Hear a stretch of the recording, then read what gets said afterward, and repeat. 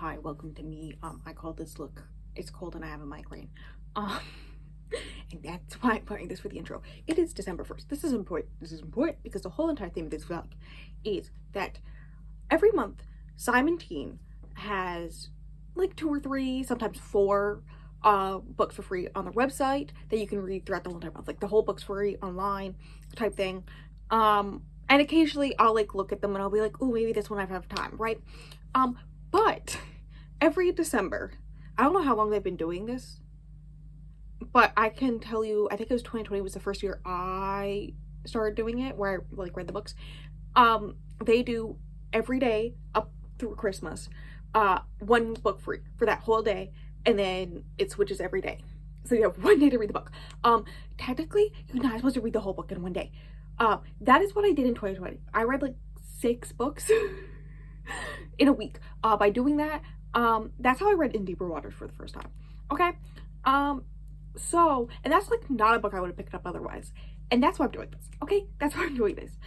Because the past few years I haven't had time to do that. And so this is supposed to be forcing me to do that, but not actually read the whole books because I'm also filming another giant vlog at the same time. So like multiple big vlogs at once that come out the same week. Oh no. So the plan for this year is I'm going to be vlogging me reading the first 10-ish% of each one to see if I like it or not, because usually I think us as readers can understand at like 10%. By 10%, you know if you like the writing style, the story, the way that's generally going, and the characters, if you enjoy reading the characters. So right, like that's usually the percent I force myself to get to if I'm gonna DNF a book. Sometimes I do it before then, but that's usually like by then I know, right? So there's gonna be a lot of books, technically 23, because I have read 2 of these beforehand, and we will talk about them when we get to those days, right? But 23 books that will either end up on my currently reading but on hold, or DNF'd. And maybe a few that will be soft DNF'd, but I think most of them I will like just leave on my currently reading and then put on hold, which is gonna be great for me personally. The only reason I'm still like logging them as currently reading is just for I use Storygraph for pages that I read stats for every day, so kind of need that. I kind of need to log them. So what is today's book? Today I introduce to you my computer. Usually they're like new. There is one of the ones that I have read is one that is a few years old, but usually they are books that have come out in the past year and a half that are like really popular, right? This is today's is Nothing Like the Movies by Lynn Painter, which apparently is a sequel to Better Than the Movies. I knew there were 2. I thought this was the first one. I don't think I need to read that one first. If they put it for free on their website, that means you don't need to read it first, right? That's the type of thing. I think my sister read Better Than the Movies, or she started. I literally know nothing about it, except most people I've seen read it didn't really like it, and from what I've heard about it, it's not my thing. So anyways, me read the synopsis on Simon Teen website. Let's go. For a few beautiful months, Wes had his dream girl, strong-willed girl next door, Liz. But right as the two were about to set off to UCLA to start their freshman year together, tragedy struck. Wes was left dealing with the fallout, which ultimately meant losing Liz in the process. Flash forward months and months later, and Wes and Liz find themselves in college together in a healthier place now. Wes knows he broke Liz's heart when he ended things, but he's determined to make her fall back in love with him. I'll explain my faces in a second. At least there's a cute dog on the cover.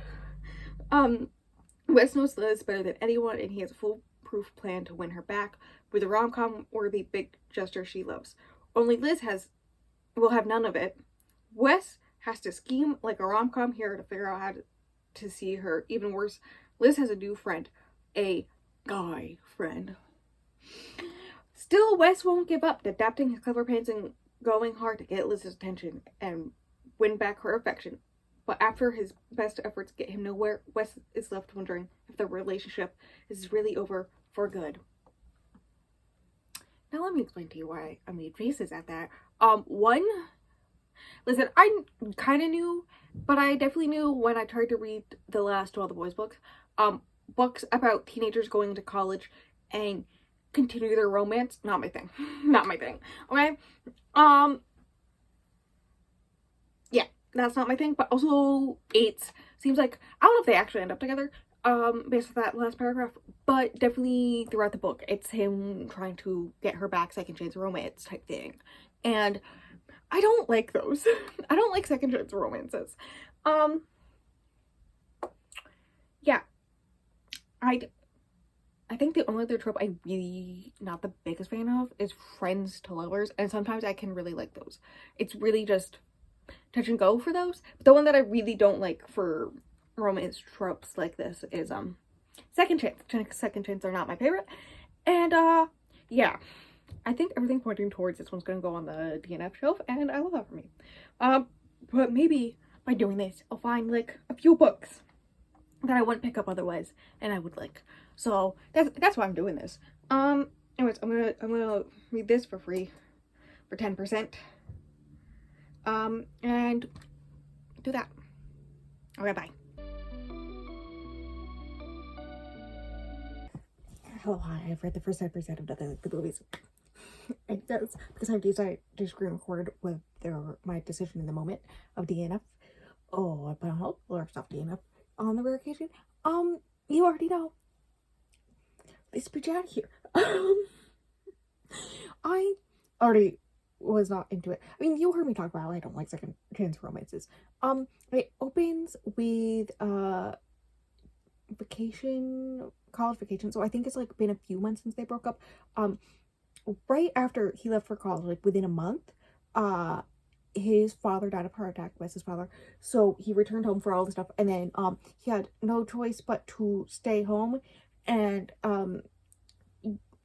get a job, not go back to college, get a job, all this stuff.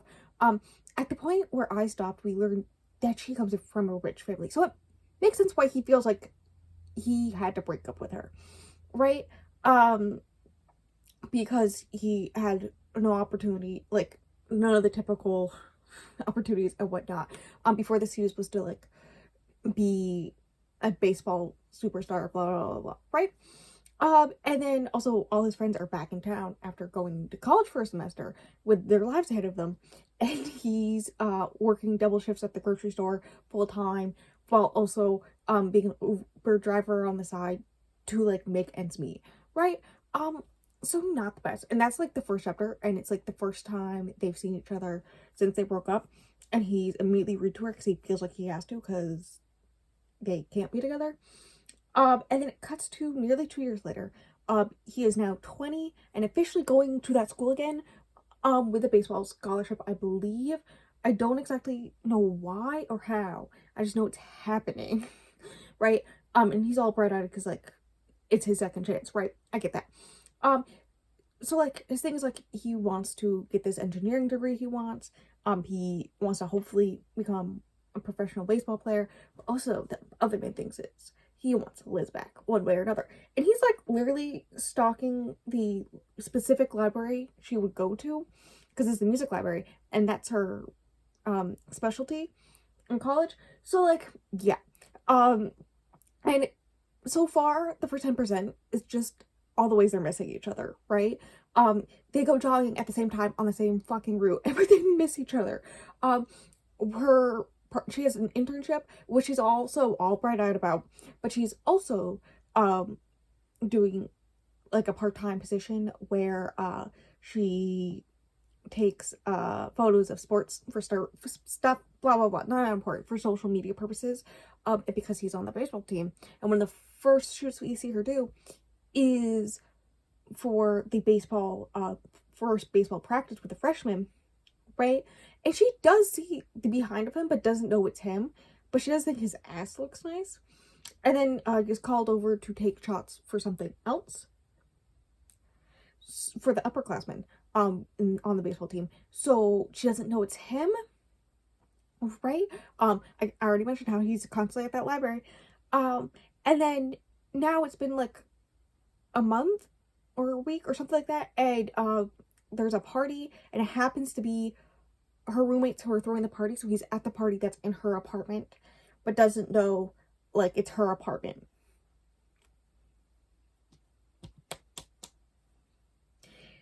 And, like, all it doesn't seem that bad. I mean, the way that, like, 10% into the book, and we got nothing. Apparently their relationship was completely different in the first one, cough cough, from what's in this one, based off of one of the top reviews on Goodreads.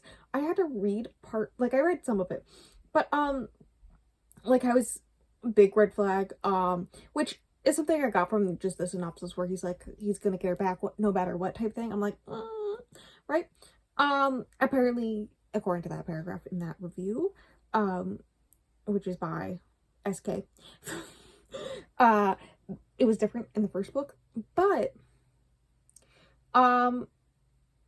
in the romance is trash at best paragraph, and I quote, second chance romance, which we already talked about how I don't like, paired with miscommunication, which I don't like, paired with false cheating trope. I'm guessing that's why they broke up in the first place. With shitty characters. Yeah, no, this is not my thing. Also, my sister did read the first one, and she told me not to do it. I wouldn't like it. It took way too long for anything to actually happen with the relationship. So, yeah. Whatever's on the result, the end of the first one. You know, I knew at like 3%. I was reading the last 7%, just like, okay, I want more chapter. I'm so close. And I love that for me. Because I know not to read these books. Because occasionally I'm like, maybe they're my thing. But then I'm like, everything I say about them, they don't seem like my thing. And now I can confirm they're not my thing. And that's fine. I can just move on with my life. Because it does have a 4.02 on Goodreads. Like, most people seem to like it. I mean, it's an possible option for the Goodreads Choice Awards for this year. So, like, as a nominee, like, it's, you can vote for it. Which I will not be doing. But yeah. I did that. I read 10%. Should I pull up what the next one is? So I can talk about tomorrow's, and then I can update you once I read it tomorrow. Okay, I was able to read it properly from my phone. I was like, does that say Tender Beast?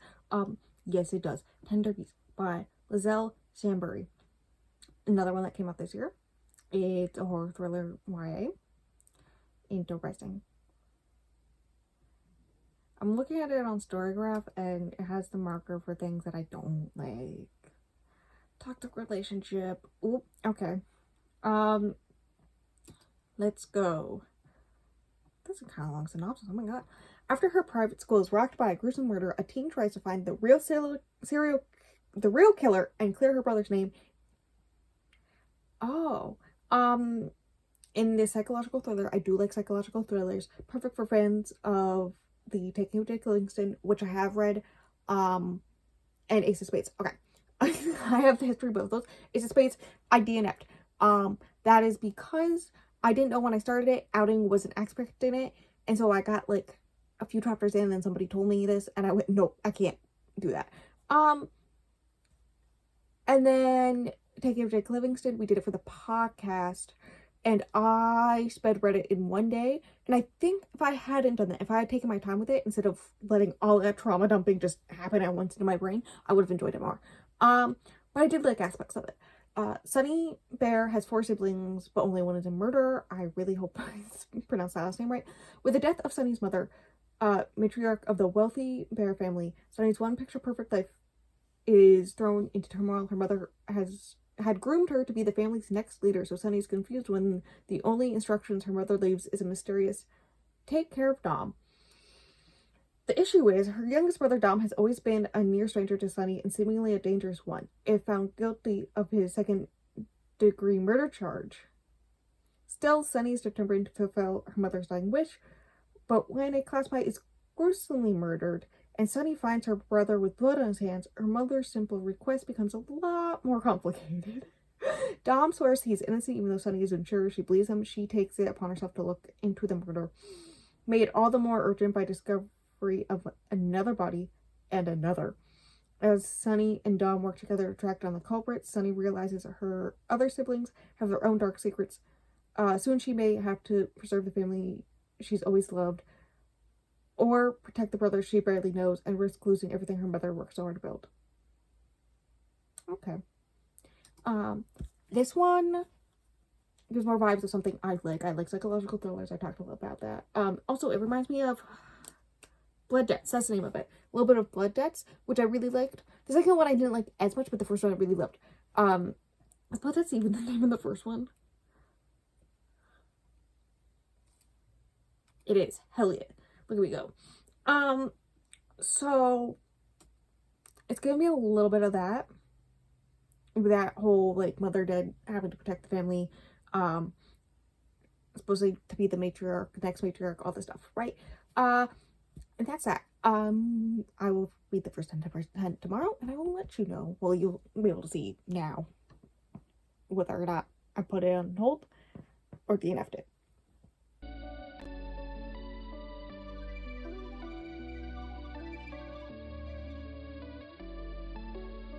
Hello, hi. If you, okay, very clearly it's a weekday when I'm here. What was this? Tender Beast. I would like to know, yeah, I didn't know I removed my on hold shelf on Goodreads. It's back now, obviously. It was still there on Storygraph.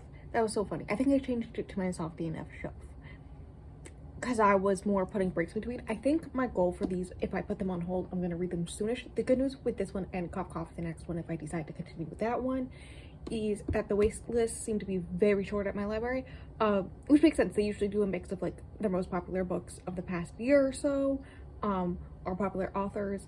There's one that's a few years old that's, like, one of the most popular books that I remember, ever. And then a mix of ones that are lesser known, to get more eyes on them. Makes sense. Also, my library seems to always have the audiobook, which is great. I think we could do with the ebook though. The synopsis aspect where it's comparing it with Taking of Jake Livingston, and I haven't read much of Ace of Spades, but that one, one that Ace of Spades, remind me kind of that, what I read of that was Godly Heathens, I think it was. It reminds me of that too. And then Blood Debts, that's the other one I brought up. Yeah, yeah, it's that. So the prologue is the mom dying. And, like, I'm not gonna confirm she was murdered, but there was definitely somebody else there, cough, cough. And it's deemed an accident, blah, blah, blah. And then it cuts to them getting the whole family that's left. The dad, who seems to just be, like, very Katniss's mother after the dad died, right? Where there's, like, nobody in there. Hello. A shell of himself. And then the 4 other kids, there's 5 kids. Sunny is the second youngest, and Dom is the youngest, who is the one who was on trial for murdering his girlfriend, but there wasn't enough evidence and whatnot. And so this is, like, the part of the synopsis, right? Now this is spoilers. And so yeah, it's like them picking him up from juvie after all that. Okay. The thing about them is the family goes to this like, it's like a private school, but it's built specifically for kids in need, right? So scholarship based type thing, so that they have a better chance in the future. But all the kids go there because, like, their mom built it. The mom apparently was, like, a very not very detail oriented, everything needed to be perfect type person, right? And you know that I forgot about this, but there was a brought up that the dad used to be like that too, until the fire happened. I don't know what the fire is. I'm intrigued. I'm so intrigued by this book. So, you know, it's like all my favorite parts of all those books I mentioned. So, like, I'm having a good time. Sunny is the one, all of them are KD for the first initial, like, switches between them, but she's S. She's Sunny because she came into the world smiling because she was so sunny, right? where I'm left off at, we just learned about one of the most traumatic parts of her life up until now. Right? Where, do I want to go into detail? I don't want to go into too much detail because it's a dark book. I'm surprised it's YA. I will say this, the author's note is in the beginning with all the content warnings listed out in detail. Like, there's apparently animal injury and death, and she lists out which ones and how much detail it goes into for each one. We love that.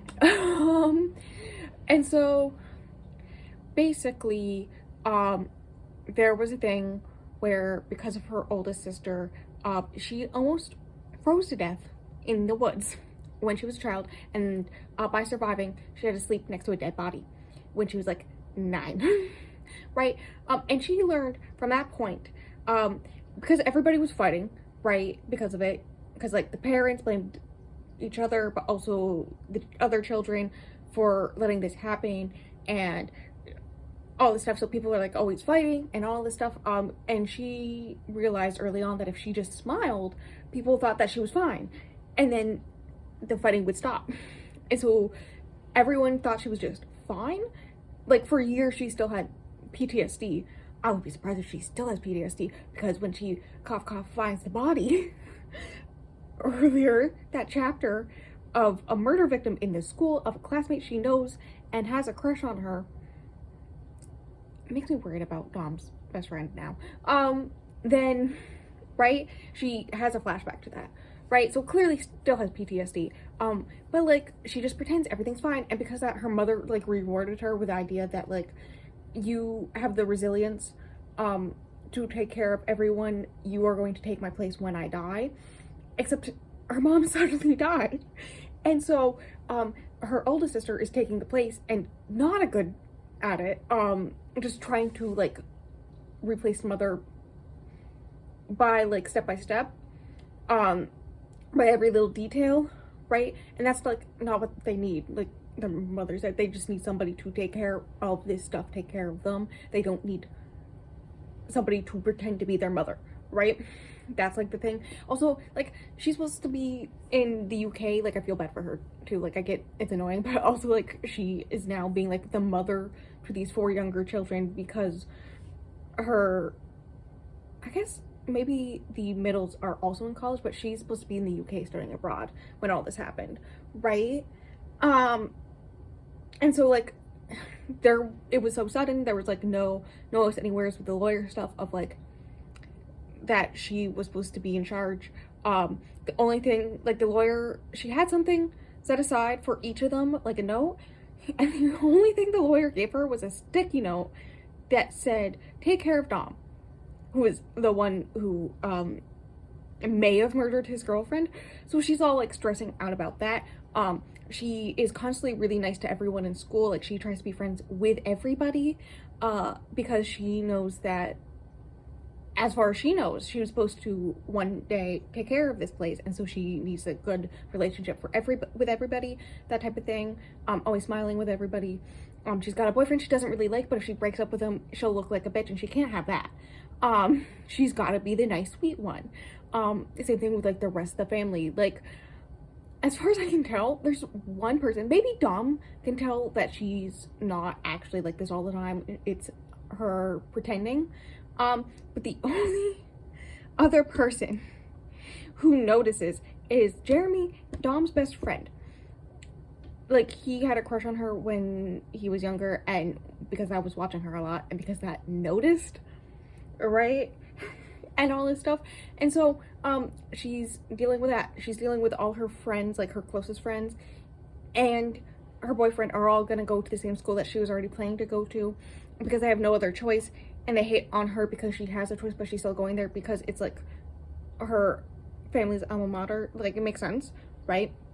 But she could go elsewhere, but she's going there, and she's annoyed because they're going there because she thought that she was able to like gonna be her own person for once. But no, that can't happen now because they're all gonna be there, and she's annoyed. And then she at this point, she's already on the brink of break. This girl's gonna break soon, okay? She's like constantly smiling to make everybody feel better, despite the fact that like her whole life is imploding at once. And then she finds the body of one of her friends who happens to have a crush on her. And so, and her brother happens to be there. Dom happens to be there with blood on his hands, saying that like he tried to save his life and whatnot. There's a note with the body that has to do with bears, which is a whole thing with the family, right? There's a weird lady on the grounds of the school asking about the milkman and grabbing onto her, being like, "Have you seen the milkman? Do you know about the milkman?" And so yeah, she basically covers it up. Like, she leaves the body there, but she cleans up any of their fingerprints, makes it so that he wipes the blood on the inside of his pants so that nobody will notice until they get home, and then she burns the pants, and is like covering for him because that's what her mother wanted. And this girl's already on the verge of breaking, and then her oldest sister gives her a sleeping pill, anxiety sleeping pill, because she can tell she's stressed because she's having PTSD because of seeing the body in her childhood. So all this is culminating, and it's gonna be just one of those ones where I'm just waiting for her to break, and when it happens, I'm just gonna be like, have fun. Anyways, as you can tell, I'm liking this one more. And I'm gonna continue it. Obviously, I put it on my on hold shelf at 11%. You know, I wasn't checking how much longer I had in each chapter, how much longer I had until 10%, like I was with the previous one. And I'm liking it. It may be a 3.5, but I think that's as low as it's gonna get. Like, so it's gonna be an enjoyable read. And I'm excited.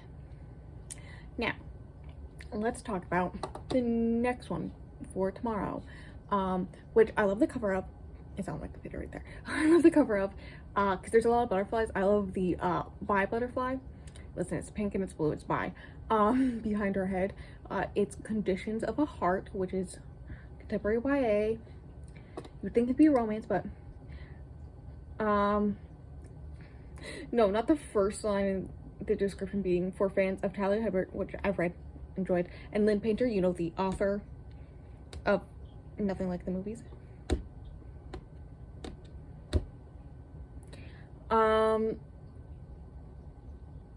So that's fun. I just realized the rib cage on her, the rib cage on her shirt. I can't wait for you to see this book cover and be like, what the fuck? So, you know, good times. 97% emotional storygraph. Oh no, there's bullying. That's why there's the warning symbol for me. Oh no. At least it's on the low setting for content warnings. Okay. Bryn Kwan is desperate for her high school persona to be real, that Bryn is head of the yearbook committee, the favorite for prom queen, and definitely not crumbling from a secret disability that's rapidly wearing her down. If no one knows the truth about her condition, Bryn doesn't have to worry about the pitying looks, brain, or accusations of being a faker that already destroyed her childhood friendships. She's even willing to let go of her 4-year relationship with her first love, Oliver, rather than reveal that a necessary surgery was the reason she ignored his existence for the entire summer. Oh no. But after Bryn tries to break up a fight at a pep rally and winds up barred from all her clubs and senior prom, she has nothing left to prop up her illusion of being just like everyone else during a week-long suspension. There we go. From school, she realizes that she doesn't quite recognize the face in the mirror, and it's not because of her black eye from the fight, but a healthy sister who simply doesn't understand, and a confused ex-boyfriend who won't just take a hit and go away like a normal human being. Oh no. Bryn begins to wonder if it's possible to reinvent her world by being the person she thought no one wanted, herself. Okay, so I think my enjoyment of this will be dependent on how long, like how much of the beginning, how much of the 10% I'm reading will be her just faking it. Because if it's the full 10%, I probably won't enjoy it. Because then in my mind, I will know she is lying to everybody. And for a good chunk of the book, like more than 10% of the book, that's a lot of a book, right? Like, I'm expecting that fight to happen within the first 10%, and her starting to realize that maybe she should just be herself. Like, at this point, why? What is she doing this for? Type thing. That's what I'm hoping for. I don't know. I do love the cover though. It's gorgeous. And yeah, that's that for the third, tomorrow's.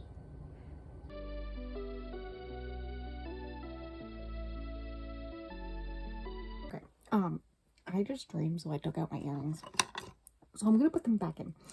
I'm using you as a mirror. Changes of the heart. Is that what it's called? I remember all those complaints I had, and worries I had, and how I thought I was gonna do that. But listen, I will tell you, because I read it on stream, the 10% on stream. My sister saw the cover because I was putting it onto the stream overlay to be like, hey, this is what I'm reading. And she went, wow, that's a pretty cover. And then I explained the synopsis to her, and she went, yeah, that doesn't sound like something you'd like. And then, now I'm annoyed because I can't put everything else aside to finish it. Technically, I read 12%. And that's only 2 chapters, okay? It is long chapters, but it felt very fast. Also, part of that is because this is the shortest of them yet. That is why it felt faster and all this stuff, because the other ones have been like 4 or 5 chapters, but they've been about the same length as these chapters, right? Maybe a little bit shorter, an average of like 9-10 pages, and this one happened to be like 13 pages per chapter, right? So, you know, good times. You know, it's the issue also is I was talking so much hype about it with my sister right there that she's like, I don't have time to read it either. Why would you do this to me? And this book is the exact reason why I want to do this. I talked about this with Tender of the Beast, which I really thought all night long last night. I was like, oh, I wish I could finish that book. And now this one's that. I love that for me. The reason why this is perfect for this is because if I would read the synopsis, like you saw me read the synopsis, I didn't think it was for me. And then, despite the fact that it's a beautiful cover, and then you put in the fact that there's less than 1,000 Goodreads ratings. Usually I don't let that affect me, but like, yeah, I prefer a well-known book or slightly more well-known book. Like, it has a high average rating, but like 400 ratings, right? Like, I'd like at least 1,000. I think it's like a 4.41 on Goodreads. So, you know, I was hesitant, and all those reasons would be like why I wouldn't pick it up outside of this. And now it's gonna just have free space in my brain until January when I can freaking read it. I hate that. You know, all those worries and complaints I had about the fact that, like, if it took 10% for her to tell people the truth, blah, blah, blah. This is another extension of why I think it felt so fast to get through it, right? I was not checking how long it would take me to finish the chapter, finish the 10%. I was like, wait, it's already done? I can't read more? Like, where I left off was a cliffhanger, kind of. And I was like, God damn it, I want to read more. And all this stuff. And, you know, the part where she gets punched is the end of chapter 1, right? Which sets up the whole entire book. And the rest of chapter 1 is setting up the fact that she does not have any really close friendships. Like, she has friendships, but she doesn't have close friendships, because she doesn't want people to get too close and notice. Right? Her sister, we learn, is able-bodied immediately because she's on, like, the only good sports team at their school, right? Recording the rally for, their parents.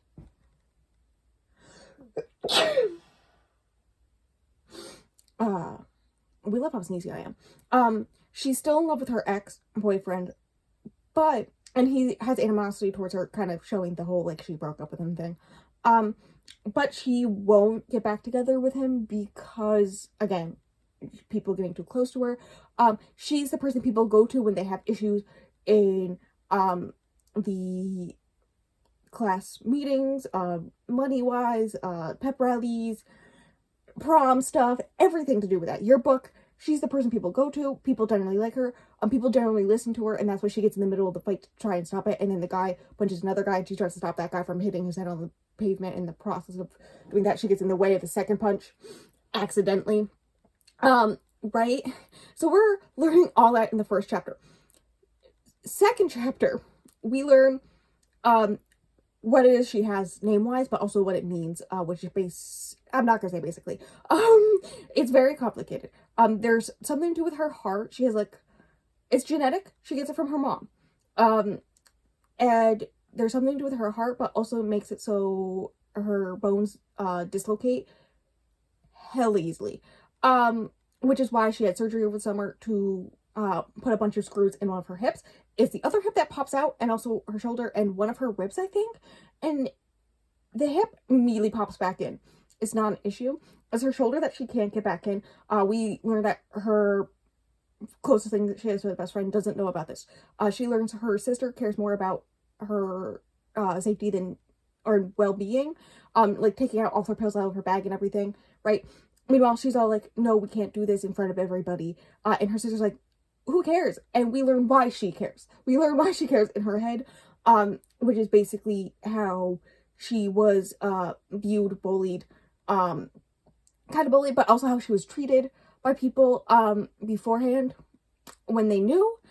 So like, and then I think what happened is the pandemic happened. Pandemic is happens to this.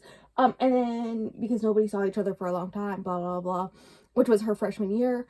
And so like nobody knows now, all this stuff, blah blah blah. So like she goes to hide in the bathroom and stuff all her stuff in her bag. Her sister immediately wants to take her to the hospital. She calls up her dad in the car and she's like, hey dad, my shoulder dislocated and my arm is just hanging here. And we know this is a common enough occurrence where he's all like, well, I'm in the middle of work. Go to the hospital. And we also learn she doesn't want to. She would prefer it if her sister would just like do it for her, but she won't because she's never done it before, which valid. Because of medical bills. And how the dad is like, it's fine, that's my issue, but also is still bringing it up in the same phone call of talking about like our premium and all the stuff is already paid and all the stuff on the call, when like he could have just like not said that on the call with her, so she doesn't have to worry about that, but she's worrying about that. Also, we learn the hospitals suck when it comes to this. She tries to get into I forget the exact doctor title, but they're booked, so she has to go to the hospital, and she goes to the other hospital that's further away. And she gets a doctor who immediately is like, are you sure it's dislocated? And she's all like, yeah. And then shows him and he's like, oh, it's dislocated. When was the last time, have you ever had a dislocation before? When was the last time? And she was like, my thumb last week.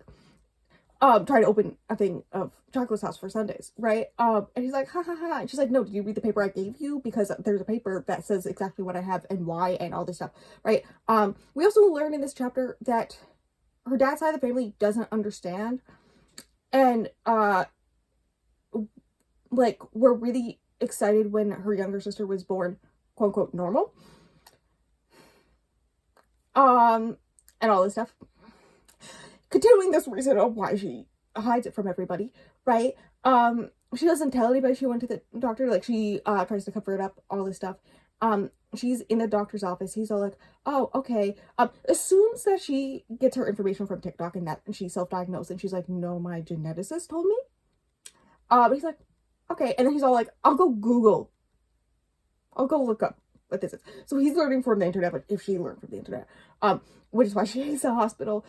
Meanwhile, she has to go get scans done to make sure there's no like other issues and also no bone fragments or anything everywhere, blah blah blah, normal things, right? Makes sense. And then like we're learning all this stuff and it's not like it's all exposition, like it's naturally coming out the way it does. She has not been suspended yet, and therefore making the decision of just going fuck it yet where I am. But and I get why she would do that now because it's her senior year. Like at this point, as the point, she can't, like, everything that she was hiding this for, there's no point, like she can't be prom queen anymore, so like what's the point, and all this other stuff. So just like I'm tired, fam. About how all the pills she has to take and how it still makes her feel like crappy, and all this stuff, right? And then, so she's in the hospital room. Her phone's dead, and so she can't update the family, right? And then, who comes in but her ex-boyfriend? And that's where I left off. And I want to read it so bad, fam. I want to read it so bad. Yeah, it's so good. The way she wrote it is so well, with how you get so much information so fast, but it doesn't feel like an info dump, like all this stuff. And most of it is done with either her thought process or dialogue with other people, where you can tell how she is with other people, versus in her head, versus with her sister or family, all this stuff. So yeah, it's well done. As that, I wish I could continue it, but I can't. Time to look up what the fourth one is. Okay, the next one is The Revenant Games by Margie Fusted. Or is it Margie? Margie?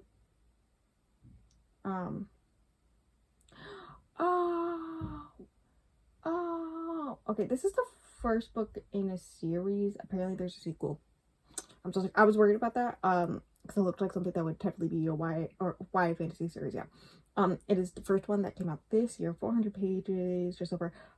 She also wrote Cruel Illusions, which I know from cover, and I was like, wait a second, that's one that I want to read.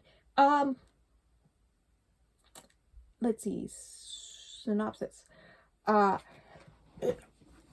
is survival for 17-year-old Bly.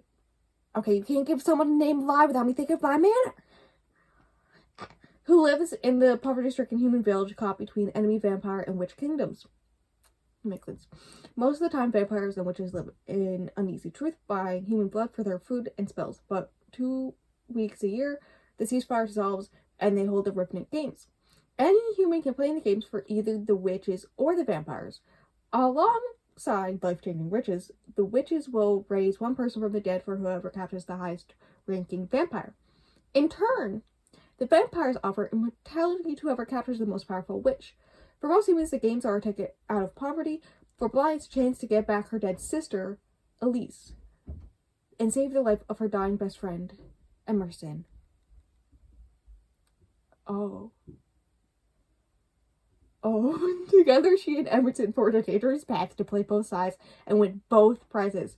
Resurrection for Elise and immortality for Emerson. But when the vampire they capture stirs a passion in Bly that she hasn't felt in a long time, she'll have to make a choice. Her sister, or the boy who's shown her there's more to life than just survival? Okay, but, like, also hear me out. Is there going to be repercussions for resurrection? Is that a thing in this book? That was the one thing about, at least, I don't think it's out yet in the Game of Thrones books yet, but in the show with Jon Snow, where, like, okay, so he's somehow even more boring now. Like, how? That's the only character change. Like, it didn't affect him in any way after, like, the first 2 episodes afterwards. So, like, I want to know if there's, like, a repercussion for the person being brought back, like, how they have changed because of that. Do they have the memories of being dead? But also, like, how much time has passed? And, like that must be fucked up. Do they even know they died? Like, stuff like that. Yeah, okay.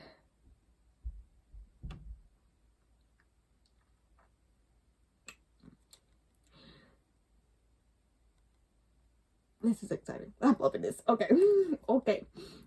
This seems very cool, and up my speed.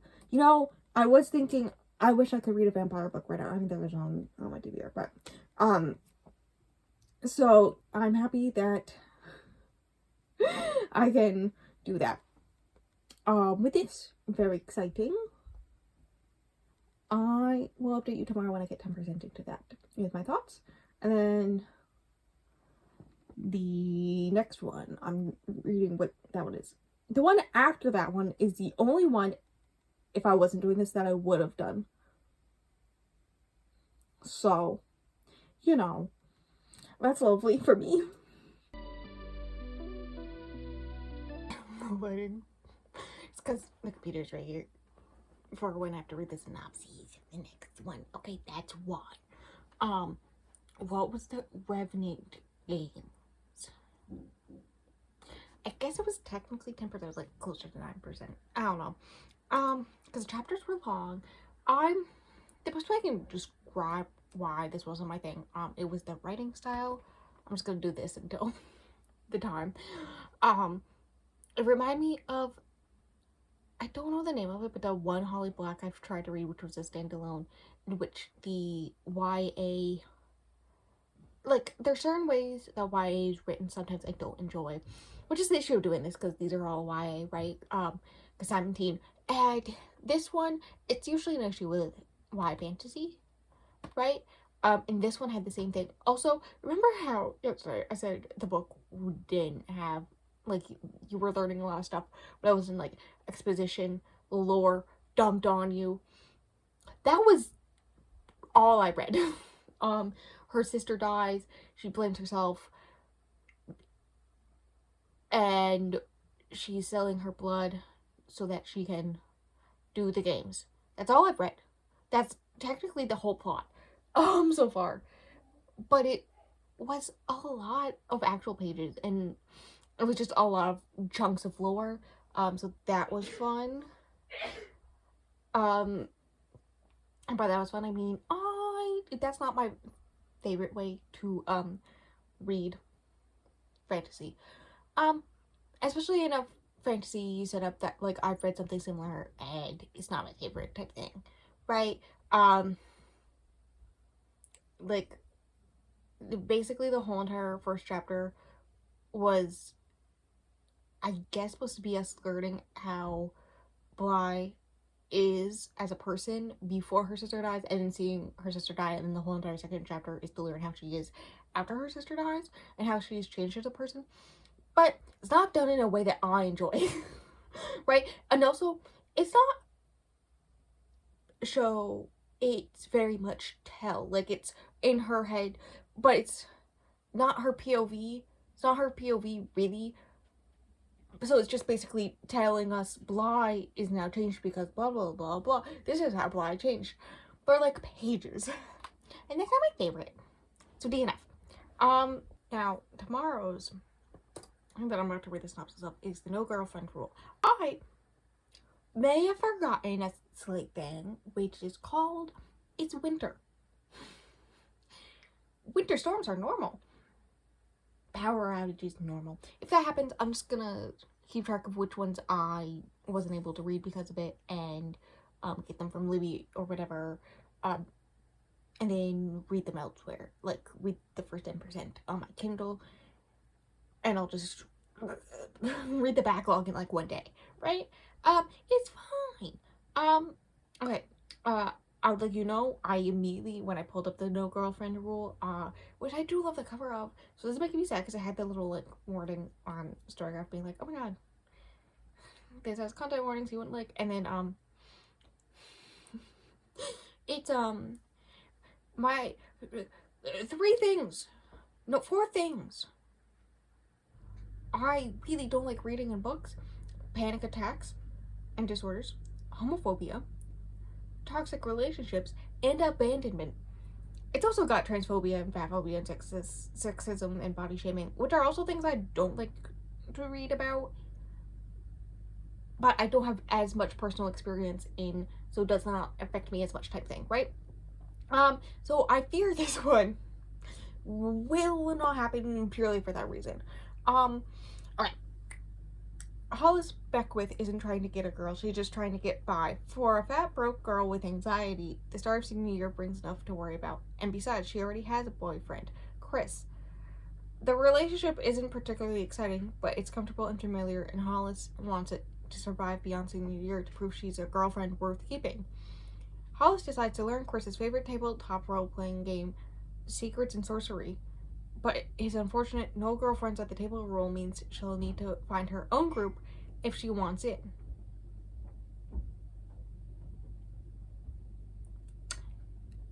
Okay.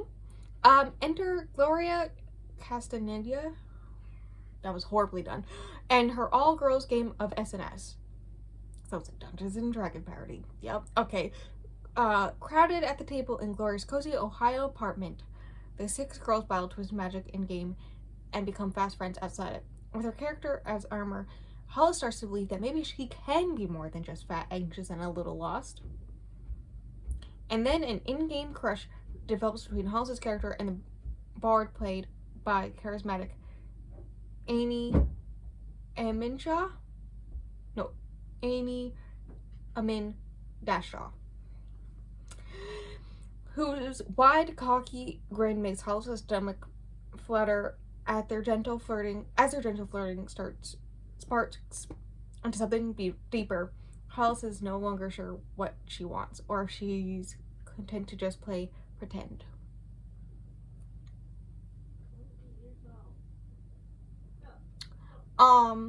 Yeah, no, this doesn't seem like my type of book. I will give it a try anyways for this, but it's not that the first gay one has a lot of stuff in it that I prefer not to read personally. Yay. So, you know, good times. And that's the update for today. I'm gonna go get my wine. Because I'm doing this much later than I've done all the previous days. Go get my wine and read the other things I need to read. There's a lot. Okay, ignore the sounds of my sister getting lunch. And also, the way I'm cold. Guess who was right just reading the content warnings? Technically, I only read one chapter. I only read 7%. But in my defense, if I were to read chapter 2, it would take me to like 12, 13%. So like, the amount off would be the same, and I already knew. Because, yeah, of all the content warnings I talked about and why I would DNF it, the toxic relationship one is the one that really just, it gives very much, listen, I get, it's very much power imbalance, where he is like her person, like the only friend she really has, all this stuff. Meanwhile, he's always like with the boys, hanging out with the boys, doing what the boys want, not caring about her, that whole thing. Also, making homophobic comments, which makes her feel some kind of way. Obviously, if you read this, not obviously, but also, so it starts with her, she feels like she needs to do more to make sure that he stays with her, because it's their senior year, so she needs to like become his person before the end of the year, or else he's gonna break up with her, and she's too fat to have a new boyfriend. Okay, I get that's her mindset in that moment, right? And based off of the author's note in the beginning, it seems like that's something that the author has experienced herself, some thought processes and whatnot. Right? So I get that. So she is in this dingy back room playing Secrets and Sorcery with a bunch of strangers, in which the barbarian is too over the top and the bard is sexual harassment. It's sexual harassment is what he's doing. The first thing we see him say to her is your character thick with 2 C's like you are? And he keeps on getting closer to her as she's trying to get away from him, keeps on coming to her when she's just like trying to get away, trying to hide from him, all this stuff, right? So she hurriedly during break messages her boyfriend to be like, come pick me up, and he's like, oh, you couldn't handle it even for like a few hours, right? And so, but he does come pick her up with one of his friends, his best friend, right, who runs their campaign, who is the very big stickler for the whole no girlfriends rule, right?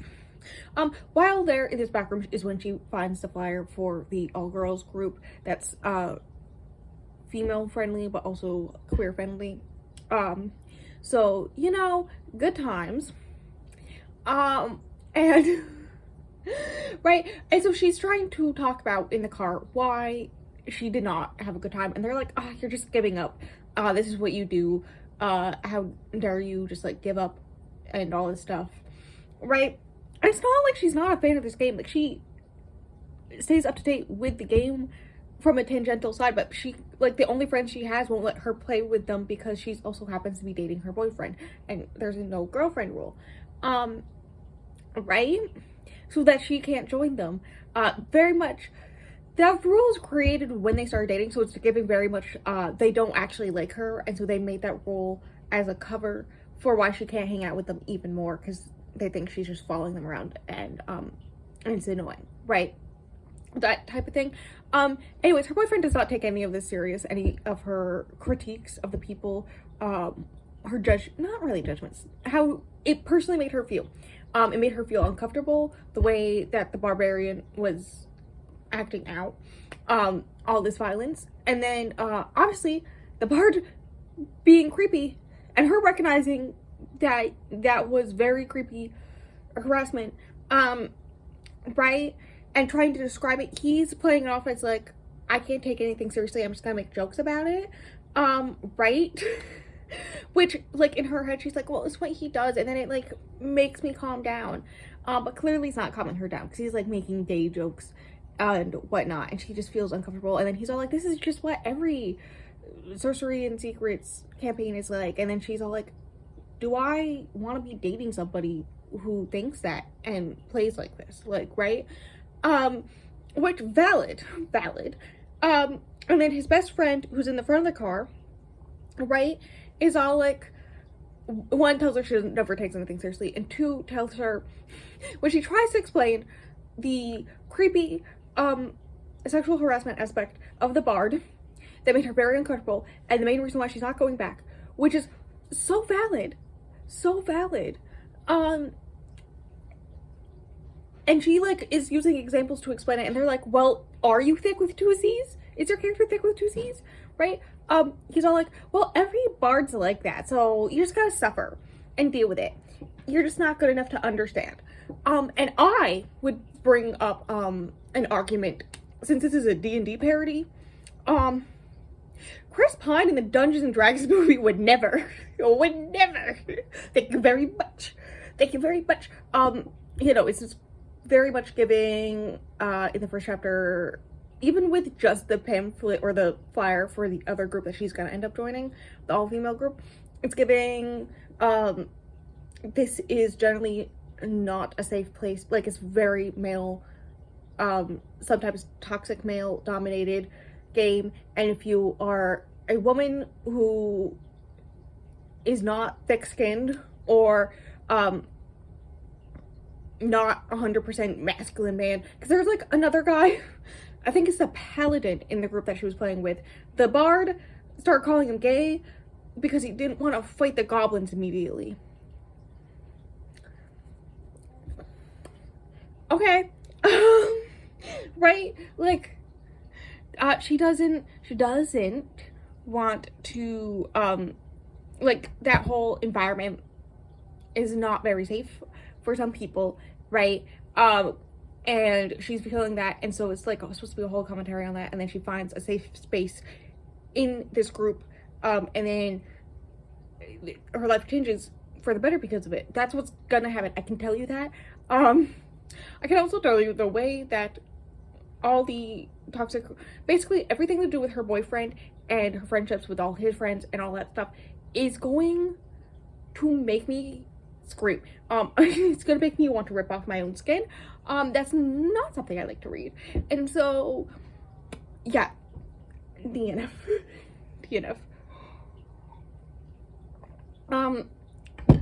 So instead, I get to tell you what tomorrow's is, which is the one of all of them, is the one that I was gonna read. This is the one that I was gonna read before I decided to do this. So that's fun. And it is Where the Dark Stands Still.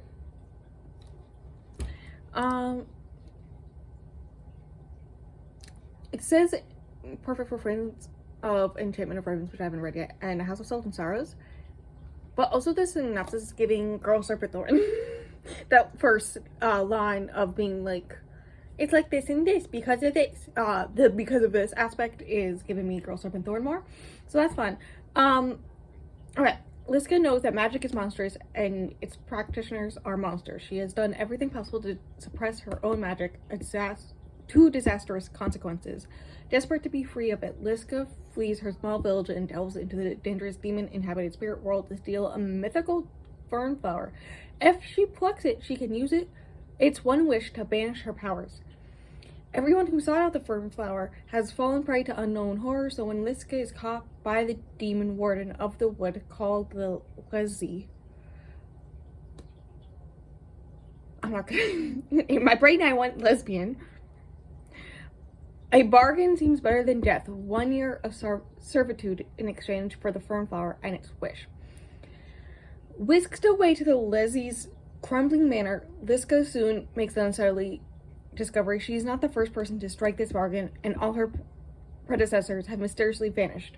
If Liska wants to survive the year and return home, she must unravel her taciturn host's spool of secrets and face the ghost, figurative and literal. Face the ghost, figurative and literal, of his past.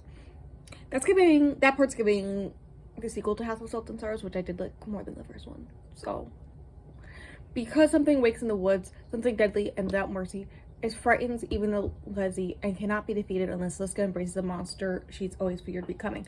Okay, so it's giving, because I haven't read Enchanted Fan of Fragrance, it's giving the sequel to House of Salt and Sorrows, and Girl, Serpent, Thorn, which I liked both of those. So exciting. Yeah, that's the time of the opposites of tomorrow's. I shall read that tomorrow. I'm gonna go. I got other things I wanna do.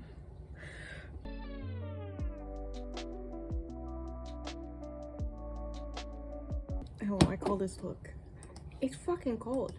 It's fucking cold. Ignore the sounds of me. I haven't even turned on this computer yet, really. So I'm pulling up the stuff for the next book. Where the darkness something. I don't think, halfway through the first chapter, which is all I read. I'll get into that. I put a hold on Libby because this is one of the ones that's like more popular. Like, I've heard of this one before. It was in the Goodreads Choice Awards. I'm not talking about the winners for that because that came out yesterday. Oh my god, Epic Game Store, please stop with all these goddamn ads. I don't care. So, good times. I immediately put a hold on it. Now, here's the thing. The copy, like, I made sure I was like clicking full read for free on the Simon Teen website, right? And because as soon as I opened it, it was like 160 pages. So one chapter was 13% of the book. And I was like, hello? Right? And like, to give you an idea, the other ones, most of them were in the 400s, right, normally. And so the copy on Simon Teen was like 400 to 500 pages. There was one other one that was 300. I think that was the one that I really liked, Conditions of the Heart. That one was also 300 something pages normally, like this one is. And that copy on Simon Teen was definitely over 250 pages. So I don't understand why this one was only 160 pages, but it was. Dark Stand Still, that's what I'm reading. Anyways, yeah, no, so like that was weird. But whatever. Like, I could totally read it all today. Like, there would be no issue. I really enjoyed it. The one chapter I read was learning about her powers in particular. There's like a bunch of weird things, like Firestar birds follow her, accidents happen, and she can see ghosts, which, if you know me, I love that shit. Religious bigotry is a thing. In this. And I can see where it's gonna come in, right? Like, her having magic is allegory for anything that's frowned upon by the church, whatnot. Also, the author is Polish. I think she's Canadian Polish. And so there's like liverwurst, something like that. Like, Polish foods were brought up, and the fashion is getting Polish. And so I wonder how much of it is Polish based, mythology or anything like that. But yes, it starts with her on like this very important night, going to the woods to find this fern to get her powers taken away. Because one, she has, her mom's a single mom, right? She's like the town doctor, kind of technically, herbalist person. Her dad's dead. Her mother never understood, and she overheard her mom and the leader of the church, the leader of the church, talking, priest, I guess, talking one day, about how, like, her powers are a sin and stuff like this. Like, she's going to get this fern, and she's saying, like, may God help me, and then she hears something laugh in the woods. Right, also, I would like to know, she feels at home in the woods more than she ever has in the town. But that's happening. She's thinking about how when she finds the fern, she will make her wish carefully and pray for her sins. Like, you're picking up what it's putting down, right? Was being done in a way that I enjoy. The writing style is a way that I enjoy. I keep on saying things about how it's a lot like Sorcery Thorns and Enchantment of Ribbons. I still own Sorcery Thorns. I still have not read it. Maybe this will make me pick it up, because if the writing style's like this, yeah, I like it. The fact that she sees ghosts like everywhere is giving House of Salt and Sorrows, those two books. I think there's just supposed to be a third one at some point. But I'm liking all of that. You know, I was just like having a good time. The vibes were great. She's in the woods and she trips and falls and her flame goes out, and that's where I left off. Obviously the demon's gonna show up. The demon's gonna show up. Who basically runs these woods is gonna show up. And make this deal with her. Yeah. But yeah, it's very much giving Pray the Gay away, but magic. And, you know, that really makes the fact that when I heard his name was, or read that his name was Lizzie, my brain went lesbian, really makes that even funnier if it is romance. That makes it so much funnier. Oh, that was a great decision. Anyways, yeah, I'm happy I started. Another one on the hold. Yay. I did also, you'll see, entered the giveaway on Goodreads, because there was a good giveaway going. I'm like, well, if I like this first chapter, maybe I'll do it. And I immediately went, enter giveaway. And it did bug out my Goodreads for a minute, because it was like, you want to read it, but you're also currently reading it. And so when I went to label it as on hold, it labeled it as currently reading instead. And I was like, no, I'm not reading two. I'm reading it once, not twice right now. So that was fun. And that's that. The next one is Love Off the Record. That title alone is giving me podcast. And if you know anything, one of the worst books, there were some, so like, the fish and I really love thruples in books. And so we were looking up thruple books, and there was one that was a podcast. And so we were like, this seems like a great book to do for the podcast, and it ended up being so not, yeah. I accidentally read something else in the description for this book. Yeah, no, it ended up being not what thruples, polyamory, any of that type of stuff is. It happened to be just the main character cheating on everybody. It was really a good time. So yay, Love Off the Record. I read it as, you know, when it's like this and this combined. And I read when it said The Hating Game, I read that as The Hunger Games. And I was very confused. Okay, it's a journalism, not podcast, thank goodness. When is going to be 3, even if it kills her, or perfectly him? Being freshman staffers on the university newspaper puts them at the bottom of the pecking order until a rare reporter spot opens up. Win and 3 are both determined to get this position, starting a game of sabotage that pushes them to do their worst, from stealing each other's ideas to playing twisted mind games. No road is too low when it comes to winning. I'm getting the Hating Games comparison. As Wynn's research for the perfect story leads her to an anonymous campus-wide dating app, she's hit it off with a mystery man she thinks might be the cute RA from her dorm, but Wynn is all too familiar with being rejected because of her weight. and she's hesitant to reveal her identity, even as she grows closer with someone who might be the guy of her dreams. When 3 breaks a story that's closer to home than he or when expected, the two must put aside their differences to expose the truth and face their real feelings for each other, which threatens everything Win has built with her anonymous match. So clearly he's the anonymous match. And something's going on with his secret dating service. Something suspicious? Oh no. Well, I found the one that made the little warning symbol on Storygraph, and that's bullying. I hate reading bullying. I will do it if it's well written. Like, if it's really well written and there's a point to it in the story. Like, I want to say Carrie, but, like, it's not Carrie. Wayne Blood. Like, there's a reason why there's so much horrendous bullying in it. I get it. But I still didn't like reading it. I love that book, but I will never reread it. Because, hey, but there's also body shaming, fat phobia, and eating disorders. Oh boy. Oh boy. Also published this year. Good to know. A lot of things are published this year, minus like that one very far down the line in like the last week.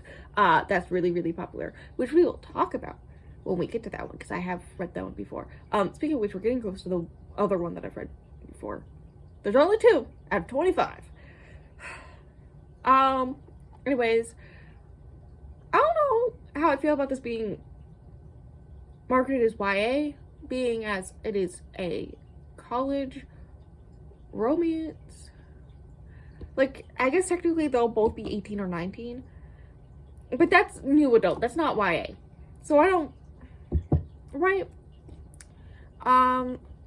Also, I'd like to note the only thing I know about the university newspaper stress whatnot is from those seasons of Gilmore Girls. So all my knowledge about this, background knowledge about that, will be from Gilmore Girls, and that's what I will be thinking about a lot when I read it. The interesting thing about this one is going to be the main romance isn't going to be an aspect until later in the book than where I'm reading it. So I'm not going to get a vibe for the romance. I'm going to get a vibe for their enemies without the lovers aspect, which is going to be interesting. Let's just hope the writing style and the characters are enjoyable enough for me to read, because that's really what most of these are boiling down to. Okay. And that's that. That's my update for today.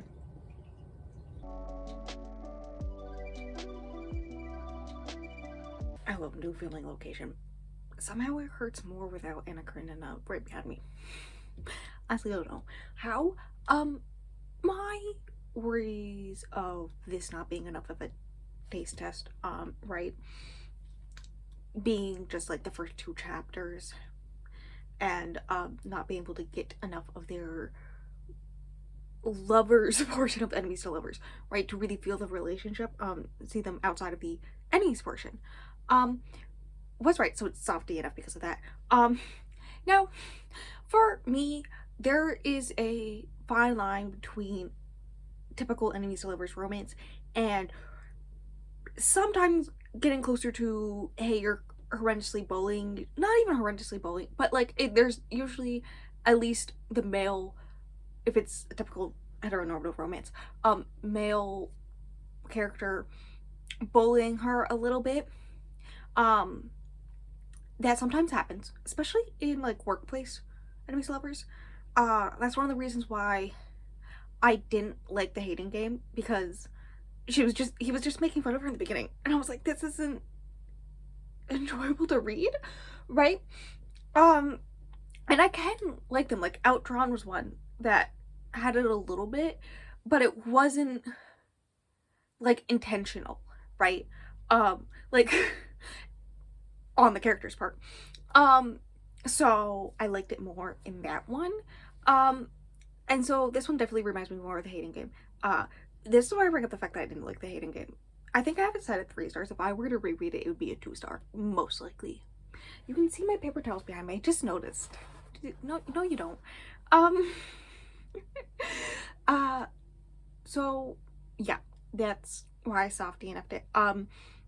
Basically, 3 is a nickname because he's Nathaniel something the third, who went to a private school. He's your typical attractive white boy, who comes from money and Midwest money, and going to college and trying to work at the paper, blah blah. He was the editor chief in high school, all this stuff, right? Meanwhile, she, on top of working at the school newspaper with him in the same position, she also works part-time at the library, and on top of going to school also, clearly doesn't come from money, like it's mentioned a few times, and also she's not skinny. Like, she's not conventionally attractive. There we go. So now I did bring up, because we've had another one that was a romance with a overweight main character, female main character, as the main character in the romance, in this, and I didn't like that one as much, and so I was worried about that, and I mentioned that, and it did bring it up in the author's note how While Win as a character, and like even from like the first chapter, you learn this really fast about this character, that she does not hate this fact about herself. Like, she, like, sometimes as a woman you just sometimes hate your body, like that normal backsliding happens, but most of the time she likes her body, she takes care of her body, she just lives her life. It's other people outside of her that have the issues, right? One of the sweet mates tries to borrow a cape from her, right, and like Lord of the Rings style cape, and it doesn't fit her because she's like a size extra small, and she's clearly not, and nobody thought to be like, hey, it's not gonna fit you, and so then they like were acting like it was this big deal when she did not care, Win did not care, and she had to make jokes to alleviate their awkwardness for them, and that part is the part that annoyed her, right? But we learn very fast that, like, sometimes, yeah, she has negative thoughts about her body, but most of the time, like every woman does, most of the time, it's her body, like, it's other people that have the issue, and her trying to go against those preconceived notions and stereotypes about fat people, especially when it comes to romance. And this is where we get to the dating app. The dating app is, it's like all anonymous, right? Like, there's no pictures or anything, and you get a nickname and your pronouns, and then your sexual preferences and stuff, but otherwise, like, it's all anonymous, right? And so, and they're both investigating it, and this is where you can see, like, clearly it's gonna be him that she's talking to. And it reminds me of that Courtney Milan we read for the podcast. I can't, is it Trade Me? No, I think Trade Me is another book in the series. I can't remember the name of it, but where they anonymously message each other, right? And so, and then you learn all along that it's this guy that she's had this enemies to lovers arc with, all along. Cough, cough. Yeah, it reminds me of that. So, you know, clearly that's gonna happen. Now, this is the thing. Most of the enemies arc in it so far has been him making fun of her, or like making it known that he's better than her, right? Because like he was chief and editor and blah blah blah, and like she has some history, some thoughts about that, some like it's actually like a big issue for her, and then he keeps on bringing it up, and then he like nags on her because she can't be there at the newspaper 24/7 doing work for the newspaper because she is busy also working, right? And also there's the fact that he's in a frat and he's like the main pledge for this year, and he has all these friends, and she's usually by herself, like her roommate's not really her friend, all this stuff. I did, there was this part where she talked about looking up her roommate and how they even, like, before they became, like, when they were assigned roommates, but before they met, right, on social media. That's a normal thing people do in this day and age. And they didn't really talk much and blah blah blah. And that just reminds me that bestie, my college roommate, did that. And I didn't use I mean, I barely used Facebook, but I didn't use Instagram back then. I don't use it Facebook now. The backwards way it works. But my profile photo used to be a friend of mine had a cute tarot deck, like a quiet tarot deck. So I took a photo with the death card and made that my profile photo. And so she was really scared when she met me because of that. That's just a funny story. And then I met her and I hugged her immediately. Friendship. So that's just a funny story. That it just reminded me of that, and then I was laughing a little bit. It helps that she also was messaging me right before I started reading this. So there was also that connection. And there's also a character of the same name in this book. Anyways, you know, I was also worried about the bullying because of content warnings. And there's like not really flashbacks, but her thinking of things in the past and why she's self-conscious about things when people, or she's like really excited when people want to hang out with her, or she's self-conscious when she brings up the newspaper to people who aren't in the newspaper, because that's how she lost all her friends in high school, and all this stuff. And then she thinks about these past things, thinking about when like people talk about, especially 3, how he was chief and editor at his high school, and how she was voted not chief and editor. They voted for who she thought was her best friend instead, because nobody actually wanted to like do a serious newspaper type thing. They just wanted the marks on their resume or transcripts, right, for college. And so like we get instances of like how I'm bringing this up, like her name is a character in Lord of the Rings name, fully, and how she was made fun for that. Like, we don't actually see any of it happen, but we learn about it because just things are connecting to that current day and why she's self-conscious and all this stuff. And so, yeah. I think I could really like it if it does not get any worse in the enemies to lovers, in the enemies aspect. If he does not treat her any worse than he currently does, then I think I could really like it. Okay? Anyways, they're vying for the same position, and so they both have to write this article, and now they're writing the same article accidentally. Yeah. That's what's happening in it. I've talked too much about it. I'm gonna go get my computer so I can tell you what tomorrow's is gonna be. Hello, I would like, this is the one the few times where I didn't look it up beforehand, so now I gotta, like, pull it up beforehand. I usually do. Curious Tides. Right. The one after tomorrow I don't have to do? Hell yeah. That's the one that I've read before. Mondays is the one I read before. You can hear my llama. Why is he acting up? Llama? He's gonna continue to make noises. Bestie got me a llama keychain. I think I've brought this up. And so it's just sitting there, but occasionally, every time I lean against this and move a tiny bit, it makes a lot of noise. Oh god, this is a long one. Curious Tides by Pascal Lascelles. I hope I pronounced that right. This seems to be one that came out last year because it's the first book in, as far as I can tell right now, a duology, which the second book came out this year. That makes sense? Right? People who I'm friends with have read it and enjoyed it. Like, usually we have the same taste in books and they enjoyed it, so a lot, like 5 stars. That's why there's the warning symbol, because we got toxic relationship and death of parent. Ooh, my favorite.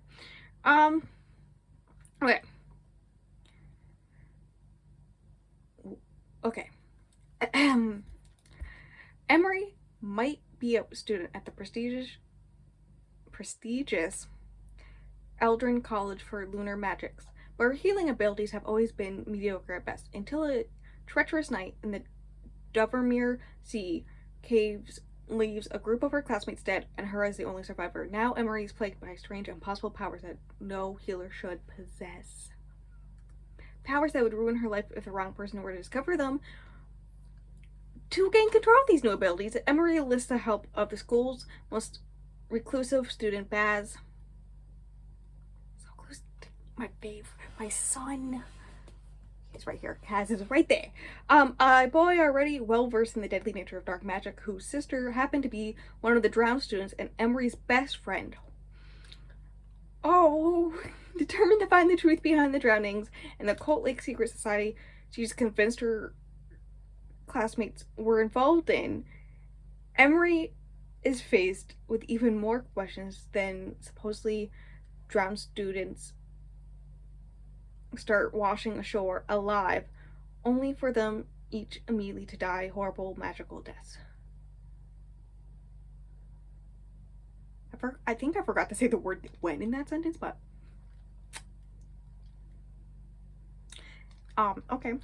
And Emery is not the only one seeking answers. When her new magic captures the society's attention, she finds herself drawn into their world of privilege and power, all while wondering if the truth she searched for might lead her back to Dovermere to face the fate she was never meant to escape. Oh no. Accidental cult? Best friend dead? Weird death magic?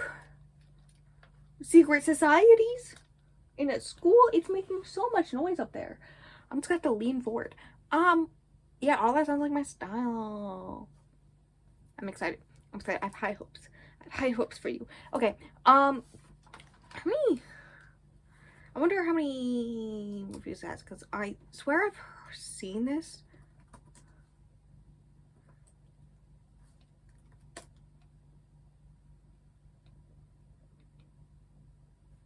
Only 8,000? Just short of 9,000 actually. Huh. I thought it'd be more.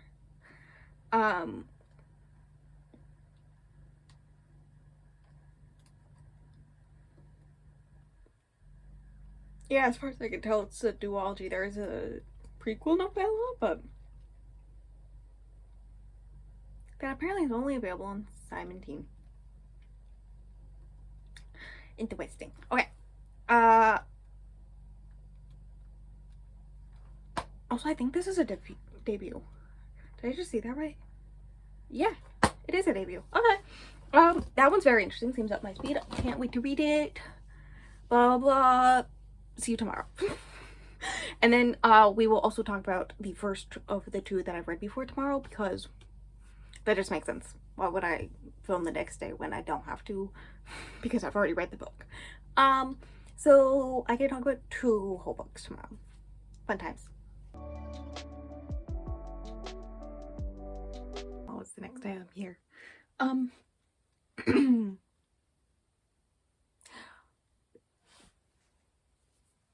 In case you're wondering, yes, Arcane broke me. I don't know if I talked about this in this vlog or the other vlog that comes out around the same time that I'll talk about in a second, because that has to do with the first book that I've previously read for this, which is tomorrow's book, so I'll talk about it now. After Curious Tides, on hold, put a hold on Libby. I technically only got 7% in because the chapters are really long, and then also it's so far I think the longest. Like, it's just short of 550 pages for the ebook, so right, it's a little bit longer, so 7% is about the same amount as the other books, kind of, if you do the math. I don't know. Anyways, all I got was the introduction of kind of what happened that night, how the magic system works, very basically. Every person is born on a moon cycle, right? And that moon cycle affects how much, like, what type of magic you could have. There's like 4 for each of the 4 moon cycles. And then, right? And then every person has like a possibility of having like actual magic to go to school. In which I'll say this is college. This should be new adult. Not YA, especially since like the very intro is dead bodies in that cave. So, right? But okay, literally I just read it. There's like Emery is one of them, and I can't remember if it's her or her best friend. Wow. Now the main character was born under the healing section. She can specifically do healing magic. Right. That's important. There's also eclipses. Eclipses are very, very rare, and they have special magic. One of the first things we learn about Baz, who is the main character's best friend who died in the caves, which I will talk about in a second, is he is an eclipse who has time magic, which is really, really, really rare, even for eclipse magic, okay? So she was best friends with her best friend since they were children, grew up together, both went to the school. Her best friend was a dreamer. They like dream walk and communicate in dreams and can force people to sleep and stuff like that, right? But she starts acting weird when they start going to college. It definitely gives me secret society culty things happening. Okay, so she's suspicious of her friend, so she sees on a piece of paper this meeting place of this dangerous place in the caves, so she decides to follow them, this group of kids there, and don't know exactly what happened yet, but everyone but her died. There's this other guy named Kieran who eventually found her on the beach, right, alive, but like everyone died, including her best friend, and this is on top of the normal survivor's guilt type thing that you're expecting from this, because yeah, that's prevalent, for obvious fucking reasons, right? There's also the fact, again, she is healer. She has healer magic. A big portion of why she survived is because of that magic. One of the first things, like the only magic we've actually seen so far in the book is in like anxiety and stress, she punctures her skin with her fingernails when she makes a fist, and her magic automatically heals it. That's the only thing we see. Like, she's got fast healing magic, and so it is believed that's how she survived. Her healing magic stopped her from dying, right? And eventually, like, blah blah blah, not that important. And so, because it stopped her from dying, she has the normal survivor's guilt that you'd expect from the situation, mixed with the fact that she believes that if she just tried a little bit harder, she could have saved at least her best friend, maybe everyone, with her healing magic. And she wants to figure out what's happened that night to make sure it doesn't happen ever again, which includes talking to Kieran, because she got a weird mark on her wrist after that night, and he has the same mark or similar mark. And also, he like knew to be there, but he wasn't one of the original group there, so that's a little suspicious, that's a little weird. And we have the initials SO as a clue. And so yeah, it's her looking into all this stuff as the next chapter is a Baz chapter. I'm sad I missed it, but like, it's very much not him blaming her, which I'm happy about. Is not a lot of animosity. It's a lot of survivor's guilt on her part. And so not knowing how to like face him about everything, and him just trying to like have a connection with somebody who knew his sister, and so like they try to be nice to each other, but there's like this whole awkward situation, and yeah, I'm liking it. Again, put a hold on it, but like, it's a long ass book, so we'll see when I get to it. That being said, it is a duology, so yeah. Now the next book for this is Otherworldly by F.T. Lukens. My F.T. Lukens are up here. I have In Deeper Waters, and so this is Ever After. I love F.T. Lukens. This is where we have to talk about the other vlog that I'm recording right now, because that is the one where I finished my 24 and 24, which Otherworldly was on, and I think it was the first one I read, and part 2 of that, like I did 2 parts. Currently filming part 2. Right, it's really dependent on which one I finish first, on which one goes up first. So it may be this one, it may be that one. And one will be going up the Wednesday, the other one will be going up the Saturday. So if it's already up, I'll put up above in the cards. If not, check it out. When it comes out on Saturday, I guess, or Friday. It's Friday. Saturday's the change for next year. I just remembered that. So otherworldly, I'm not gonna go too in depth about it because I already did in that vlog, but it is a book about, I think one of their names is also Emery and Knox. That sounds right. There's been a 5-year winter going on, right? And Emery, I'm gonna go with their name being Emery, right? Wants to stop this winter. That's basically the moral. They've had to drop out of high school, move to the city with their cousin, because their family runs a farm, but like with winter, kind of difficult to have a farm, to send money back home, all this stuff. Very much having to be the adult in this situation. Right. Knox is a familiar, created by the main god that people generally follow. And his whole thing is that he, when somebody makes a crossroads deal and they need magic for part of it, he is summoned to help with that portion. And he has been helping for the past 5 years, cough, cough, this woman make the elixir of life, right? That has been his main thing. One of the rare times he gets to leave her apartment is when he goes to the diner that Emery and their cousin work at, to pick up food for her. So like they know of him, and then after she makes the elixir, like right afterwards, she's killed by the crossroad demons. And so Knox is on the run and runs into Emery, and they form a tenuous bond to figure out what's happening and stop it all.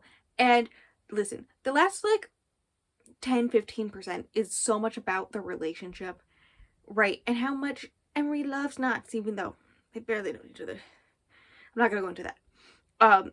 Because one of them may almost die and the other one has to sacrifice themselves to save them. Blah blah blah blah blah. And I would like to note, I did not care about the relationship the whole time. I wasn't that much into this story, this one. I don't know. It was like such a disappointing because like I love so many of T. Lucan's other books, but this one was not it for me, fam. And it saddened me. So 3 stars for me. I don't know what the next one's gonna be. Should I look it up? I should. Hello, hi. The one for Tuesday, the 10th, that's how math works, is Ballad of Darcy and Russell by Morgan Matson, which is a contemporary romance from this year. YA, obviously. It doesn't have the warning symbol? Oh my god. So rare. The only content warnings are abandonment. Honestly, surprised I don't have that one marked as warn me. And cursing. So, synopsis time. Okay. Darcy believes in love at first sight, even though it's never happened to her. She spent her whole life waiting for that magical moment, hoping that when she meets the right guy, everything will fall into place perfectly. But right now, her life is anything but perfect. Heading home from a music festival, engine trouble means she's stranded at a Nevada bus station until morning. Even worse is the day before she leaves for college. Her phone is dead, and she has no cash. Darcy's convinced nothing good can come of this night, but then she meets Russell. Cute, nice, funny, and kind. This is the guy, and the moment she's been waiting for. As they walk and talk, the two connect, and Darcy is able to put aside all her fears and doubts about the future to focus on this perfect guy. Over the course of one fateful night, Darcy and Russell discover things they never imagined about each other and themselves. But can you really know someone after only a handful of hours? Is it possible to fall in love in less than a day? Before they part, both their lives will be changed, and Darcy and Russell will have to decide if it's worth saying hello when you know you're destined for goodbye. Okay, this one is one that's like that same age range of like 18, 19-year-olds where I guess I can pass. I can give it a pass. Because I guess she's about to leave for college, so I guess it's fine. I guess it's fine. Apparently it all takes place on one night, which is interesting setup. I wonder how many reviews there are on Goodreads, since there's like no content warnings on Stargraph, which means not people are blocking them. Less than 1,000. Okay. That being said, there is a 42-day wait at my library. Okay. Hello, hi. This is gonna be a fast update. Goddamn paper towels. This is gonna be a fast update. Partially because I am a sexy Victorian child, aka a binocular migraine right behind my left eye, which makes reading on my computer so fun. I totally recommend doing that. Also, nail update. I did my winter nails because it finally snowed. Shut the fuck up, you stupid thing. So, yeah, partially because it's ocular migraine. Once I recognized that this was not going to be for me, I just stopped. I didn't get to 10%. I read, I think, around half of the first chapter, which is like 20-ish pages. Listen, I've DNF'd a book at 11 pages, and that was the last book in the series, so it's fine. You know, just the way that the main character is written, she pictures her whole life like it's a movie, right? And then when things go wrong, she just pictures her best friends making fun of her for thinking everything's a movie, and how everything's centered around her, kind of. And it just immediately just like put me off, right? Somebody she never talked to in high school invites her to a Burning Man type festival, and she decides to accept, and then acts surprised when the other girl abandons her. Like, clearly, why would you go to the middle of the desert where the whole like pole of it is that you're in the middle of nowhere? The only people who are there for the music, right? With somebody you don't know. Like, hello? Hello? And you know that she has some common sense about shit like this, because at the point where I DNF'd, really in the very beginning, she's on the bus home when the bus breaks down, and she has no options because she somehow lost her phone charger and all her money.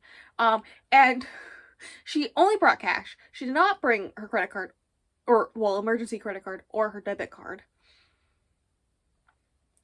And so, and she can't, like, use Apple Pay or whatever on her phone because her phone's at, like, 2% battery, and she doesn't have a charger, and the bus is broken down, and so she can't pay for a ride home or another bus home, and so she's gotta wait for the replacement bus that she could technically take for free. And she contemplates for half a minute there, asking to, join somebody else who, like, is getting a ride share to LA from Las Vegas. Well, around Las Vegas. She contemplates it, and then she's like, no, that's possibly more dangerous than staying here with a bunch of strangers. So, like, she recognizes the danger of it as an 18-year-old girl on her own. She recognizes it. She just ignored it because it could be like a movie. And then when it's not like a movie, she gets really, not really angry. It's like just disappointed. And she's like low-key anxious about it. But then she's also like, it's no big deal. Even if everything goes wrong and I don't get back home by the time I need to be, my flight to New York City, or I think New York City, she's going to school in Connecticut, isn't until like night on Monday, so it's fine. As long as I get home around noonish tomorrow, I'll be fine to get there in time for the red eye. And I just don't understand that thought process, because I would be having 16 panic attacks. Also, I wouldn't be in this situation in the first place. Thank you very much. Think I'm going when somewhere's hot and sunny in a crowd, but two, you go in there with somebody I don't know? No. Also, her best friends are twins who are, God, you're annoying. Nope, that didn't fix it. Her best friends are twins who are black, and just the way it worded it was a little interesting. I will say that. And, yeah. So that one's a DNF. Okay, the next one is Another First Chance, in which I have to read the synopsis fast on Goodreads this time, because my battery on my iPad's dying. I didn't want to grab my laptop. Also, I want to do this fast because pain, right? And the sooner I can turn off my light, the better. Okay. They both die at the end meet Future Sam in his heart-stopping speculative young adult novel that explores all the different ways love can live on after tragedy. It's been a year since 18-year-old River Lang's best friend died in a car accident, and every day since he's had to pass by the depressing billboard that appeared as a result, a texting driving PSA that reduces Dylan to a cautionary tale and River to the best friend of the dead kid at school. Dylan was so much more than a statistic, though, and River hates that everyone in town seems to have forgotten. When he's caught improving, aka vandalizing, Dylan's billboard, River is blackmailed into joining the Affinity Trials. A research study that's observing teens who are struggling socially. Okay, up until that point, I was into it. What? But as soon as he arrives, River's social struggles only worsen as he's thrown together with the last person he wants to spend an entire week with. His ex-best friend and Dylan's former girlfriend, Mavis, who's the only one who knows the truth about the night Dylan died. During the trials, River finds comfort in talking to Nash, a hot jock from a neighboring camp. Despite never having met Dylan, Nash's charm, internal battles, and fascination with the universe remind River of his late best friend in the best way possible. As River starts to fall for this all-star athlete, feeling he never let himself explore, begin to bubble to the surface. But so do bizarre developments within the trials and make him wonder what researchers are actually studying with him while monitoring his every move. And when suspicions lead him to a bombshell discovery, River will have to decide just how far he's willing to go for another chance at first love. Hear me out. It's a little weird. I don't like the idea of him falling in love with this guy who he befriends just because he reminds him of his dead best friend that he definitely has survivor's guilt with. Like, that's a little weird. Also, I did not mind any of that until the weird human experiments on teenagers. Like, what? Also, blackmail? I don't know, fam. This one does not sound like one I would like either. Then again, I sent that one about... What was it? Change of a Heart? That one? I still really want to read it. Darn you plans that I have to do first. Anyways, that's the update. It only took me 8 minutes. Let's go. I'm gonna go back into bed. Bye. Hi, we're gonna ignore the sounds of the dishwasher because it's not gonna stop anytime soon. It's loud as fuck. Welcome to my life. My favorite part about doing this is that I'm getting better in general at DNFing, but also being able to, like, usually I can recognize early on if a book, the way it's written, the characters are, if it's not for me. But usually I just push through for a good chunk before I never read DNF, or just read the whole thing and then rate it 2 or 3 stars, right? But with this, I'm not doing that. I'm just, like, able to recognize earlier on, which is like, no, I should just DNF it now. Like, why should I read another 2 chapters to reach 10% or 11% when at 6-7%, I know. And that's what happened with this. It gives me my favorite Alice Hoffman, which is Faithful. But if it were gay, and if the main character was unlikable in a way I didn't like, right? They're both dealing with the survivor's guilt of their best friend dying, basically in a car accident and all this stuff. Except in Faithful, the reason why I like it so much is it's not about the car crash. It's about her life after this traumatic experience and trying to be a person again. And I don't want to, my brain said get over, but no, not get over. Be able to continue life despite the depression and survivor's guilt and all that fun stuff. Imagine my surprise when this book that I just DNF'd Another First Chance. There we go. That's the name of it. Imagine my surprise when in chapter 2 it switches to the dead guy's POV a year earlier. So half of the focus, and like I looked at the chapters titles or whatever, and it's like every other chapter it's switching between the two of them of like a year after, and how he's handling that as the best friend, who I'm pretty sure was the one texting him when he got in the accident, because he was texting driving. And around the time, I think it was actually the day of that it started on, or something like that, where he died, and learning about that. And it's focusing more on the aspect of that than I wanted. It's more about the car crash than I wanted. And so, yeah. Also, I am like 90% sure, despite the fact that I only read like 25 pages, that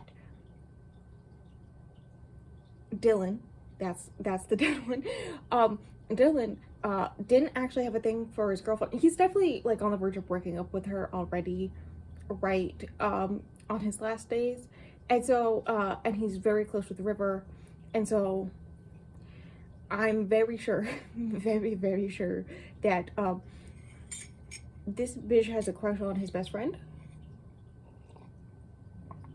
But like, one of the first things you learn from Dylan is that his dad's homophobic. So like, you know, barely lets him be friends with River. But he's all hoover up. You know, yeah. So there's some good old homophobia in there. I don't like reading that. Also, that's a thing. You know, I don't. Also, basically every side character. One, I wasn't the biggest fan of the one chapter I read from River's point of view, and like the beginning of the chapter that I started that was also River's point of view. I wasn't the biggest fan. And then all the side characters around him don't like. So the next one, you can see the cover now. Finally Fitz, looking very bisexual to me. This is a bisexual cover if you ask me. I literally just looked at the description, and the first 4 words is a bisexual teen girl. Okay. I'm sad. This one came out this year.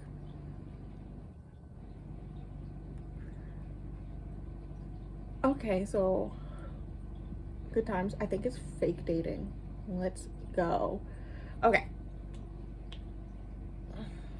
Ava Fitzgerald. Do you ever just remember? Sorry, I gotta stop you here. Do you ever just remember that Pretty Little Liars? Ezra Fitz is short for Fitzgerald, as in the author.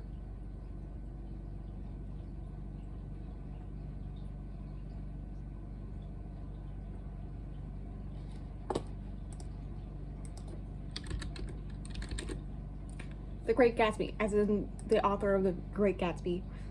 Like, he's his descendant. Yes, I should remember the name, The Great Gatsby. We don't need to talk about it. Anyways, she has worked hard to create the picture-perfect life she's always wanted. She spent her junior year transforming her passion for sustainable fashion and upcycling into a viral online platform. That's actually pretty cool. Maintaining a 4.0 GPA and spending every free second with her soon-to-graduate girlfriend, Danica. And this summer, she plans to take it all to the next level by attending a prestigious summer fashion program in New York City and convincing Danny that they can survive a year of long distance. But when Danny dumps her before classes even start, accusing Fitz of being more invested in growing her online persona than deepening their relationship, she left not only heartbroken but also creatively blocked. Fitz will do anything to win Danny back, even if that means taking a break from the platform that she's worked so hard to build.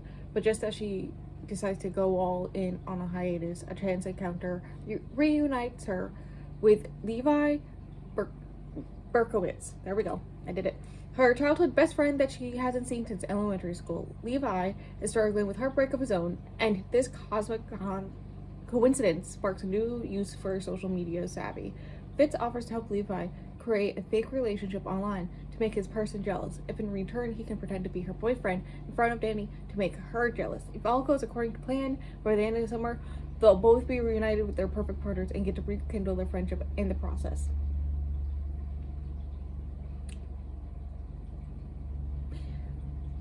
I'm just saying, if you make it a fourple. Anyways, sometimes even the most carefully designed plans can come apart at the seams, though, and when real history leads to not so fake feelings, Fitz will have to decide if she's finally willing to let go of what she thought was picture perfect and choose what might actually be right for her. Alright, there's like only one thing sticking out to me in this synopsis, and that is the focus on the social media aspect. Oh, how was there not the warning symbol? Oh, for the content warnings. Okay, I'll talk about that in a minute. I have DNF'd the book because it was hyper focused on the social media aspect. Like, I thought because the setup was like they meet kind of because of a whole social media thing, but like I thought it wasn't gonna be this whole big thing, but it really was, and I really don't like that.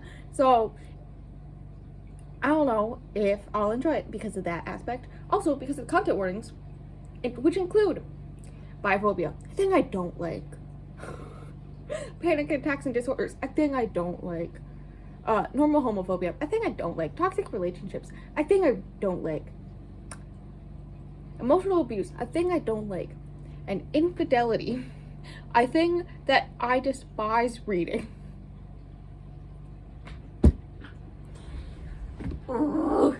Between the biphobia, which is in the graphic, right next to panic attacks, I don't need to deal with that. I deal with that in my real life. Like, no. And then infidelity, I just no. No. So I'm scared of this one now.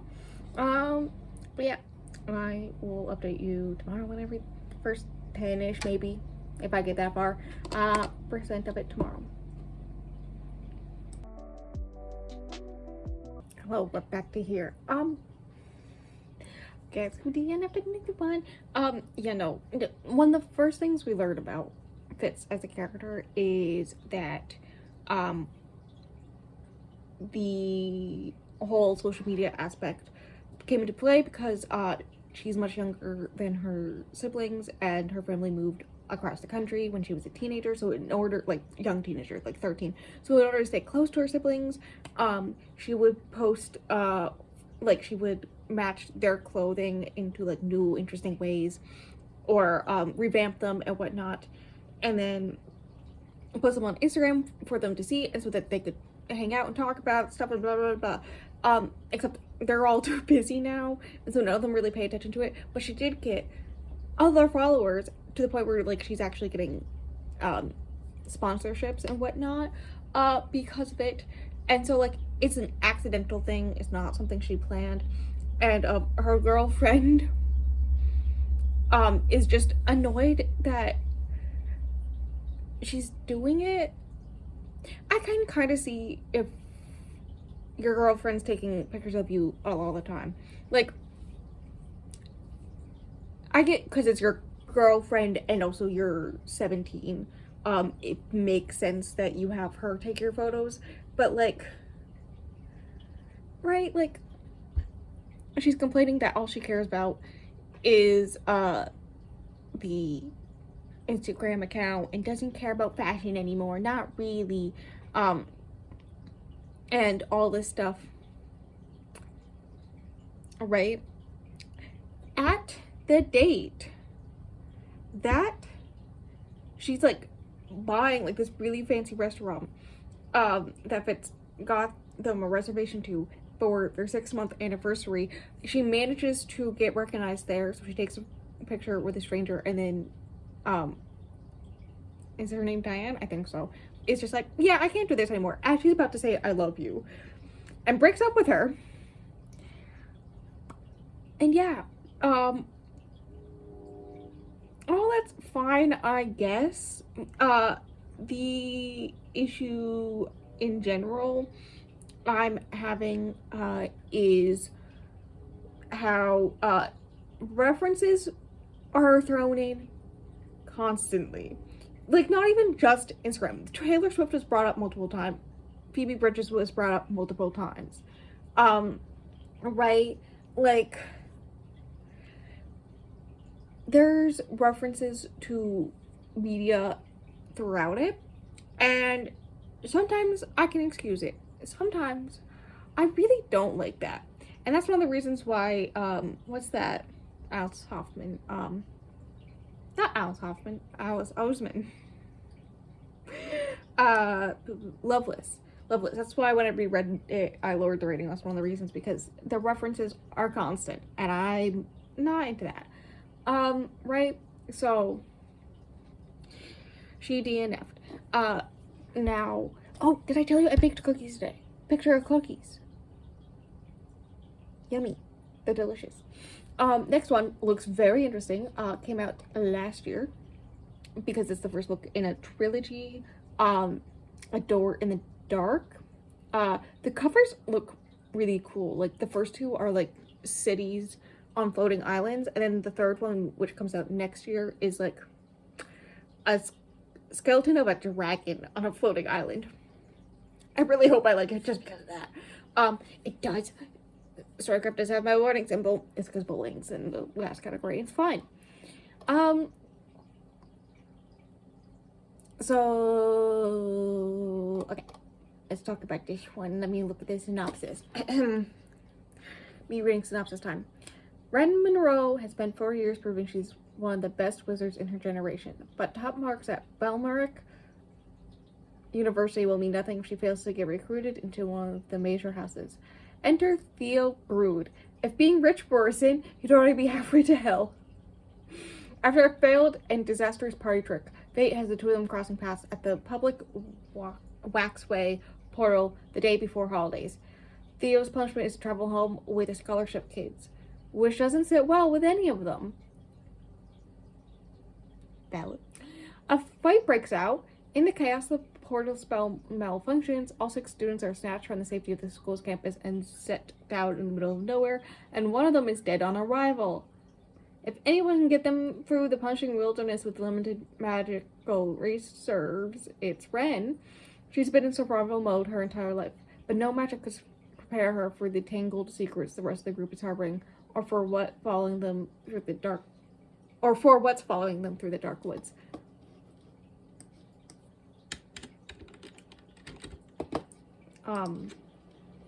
This actually sounds really good. I'm excited. Mom, I'm excited. That sounds good. I want to see what's the average rating on Goodreads is. Hey, the audiobooks available on my library. Not the time. I don't have time for it. Kara's Tide came in the other day, and I was like so sad because I don't have time. Hilariously, it does match one of the props for I think it's the cover version of Books and Lala. Buzzwordathon. There's like the cover edition for next year, and it matches one of the props for that, so I'm like, okay, I can save it for that. One of us is Lying meets A Deadly Education. I'm not read either one of those, but that sounds interesting. Okay, sounds good. I'm down. Let's go. And yeah, that's all I gotta say. I don't know.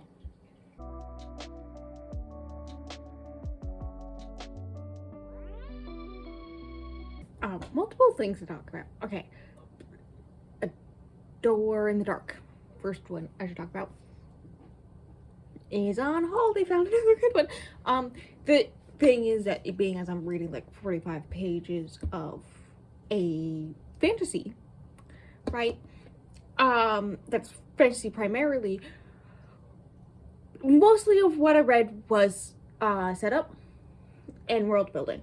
That being said, there is a prologue in which the whole entire aspect that we talked about, where they go through the portal, and one of the fellow students is dead, and one of them must have murdered him. Yeah, that's the prologue, and then it cuts to before, and by reading what I read, I'm about halfway through the before. The rest of the majority of the book is like 3/4 probably is after that. So I think after where I stop is going to speed up really fast. I don't have any issues with the world building. Seems good. It's typical girl from the streets, from the poor, all the stuff. Trying to make it big, and the high and mighty societies don't want her to, because we can't have somebody from the lower cities as one of us, as good as one of us, possibly better. She's like in the top 5 of her classmates, so like probably better than most of them. Right? And so I honestly don't know what to say about it. Like, yeah, it was just a lot of world building about how magic works, how magic, there's like a money system for magic, like instead of money it is magic, like people who are like in financial aid for like food stamps, but for magic. And her mother hasn't used magic since her father died, but she keeps on putting extra magic into her mother's for unknown reasons. And then she is like a lot of people, even from her town, her building, who are basically family because she grew up with them, right? Don't like the fact that she's trying to get out of the scums and try to actually achieve something that nobody thinks that somebody from the scums can achieve, like stuff like that. It's very typical. But I'm liking it so far. I just remembered her name's Ren. The other thing we have to talk about. The next book is Past, Present, Future. I saw it was a sequel. I went, that's weird. Maybe it's a standalone, or can be read as a standalone because it's on here, right? I looked it up. It is like a romance. I looked it up. It is not able to be read as a standalone because the sequel follows, like, they follow the same people. Like, the first one is very similar to, what was that one that, The Ballad of Darcy and Russell, where, they're supposed to fall in love, like, they fell in love in 24 hours. And then the sequel is them doing long distance relationship, during the first year of college, which is not my type of book anyways. So I guess I'm not reading tomorrow's. I'm honestly fine with that. Like, I contemplated if the first one was available to do that one at my library. I even checked on Goodreads, because Goodreads, if it can be read as standalone, usually says it, but it does not say that. And there's no copies available for the first one at my library. 98-day wait, so I'm just not gonna read tomorrow's, and that's fine. And yeah, so I guess we gotta talk about Sundays. Yes. Which is the 15th, which is The Dagger and the Flame. This is another one that intrigues me because I don't remember what. There's an issue called my brace pressing the space button as I tried to type the title.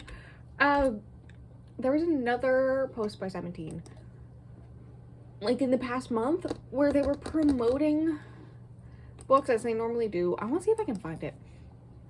It may have been, I don't think it was the romantic book recommended based on your favorite tropes. So that post does, the first one is this book that says Thieves vs. Assassin, Forbidden Romance, Touch Her and You Die, and Forced Proximity. I like all those things. It's 500 pages. Good God! Ah! Why do people hate me?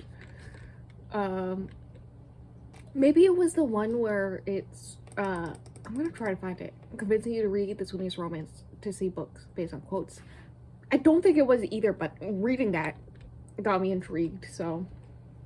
I love how 3 of the books I put on hold doing this are on their dark fantasy post. That is so funny. What does that say about me? So, I think it was the quote one. I think it was the quote one, because the one that was trends did not look familiar. Anyways, I'm intrigued by that quote. So, I didn't read it to you, but that's fine.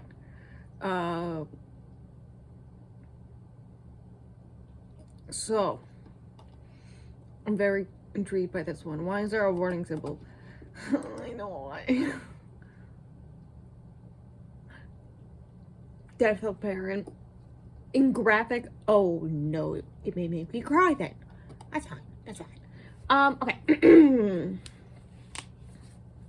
In Phantom, a kingdom of cobbled streets, flickering lamplight, beautiful buildings, and secret catacombs, shade magic is a scarce and deadly commodity controlled by two enemy guilds, the Cloaks and the Daggers, the thieves and the assassins. On the night of her mother's murder, 17-year-old Seraphine runs for her life, seeking sanctuary with the Cloaks. Sarah's heart is set on revenge. But are her secret abilities a match for the dark-haired boy whose quicksilver eyes follow her around the city? Nothing can prepare Sarah for the moment she finally comes face to face with Ransom, heir to the Order of Daggers. And Ransom is shocked to discover that this unassuming farm girl wields a strange and blazing magic he has never seen before.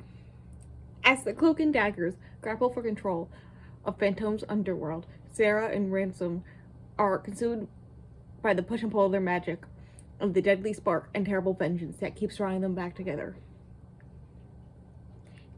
In the dark underbelly of a beautiful city, two rival assassins are pitted against each other in a deadly game of revenge, where the most dangerous mistake of all is falling in love.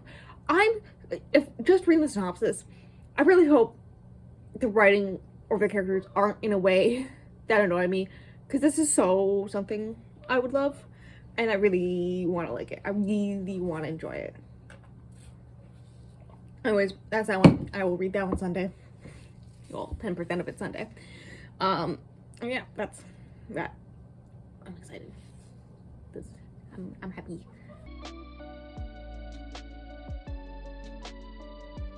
I mean, obviously, we knew this one was gonna be put on hold because the synopsis was something so coded.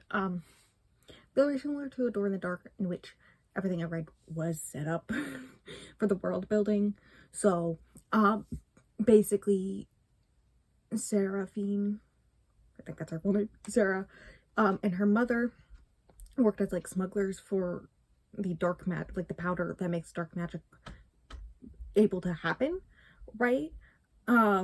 Like they take the plants and turn it into they take the plants and turn it into the powder that can be used for dark magic, and then the only people that use the dark magic are the Daggers and the Cloaks. Cloaks, thieves, Daggers, assassins. And so one day, can you hear my dog going crazy? Oh my god. Oh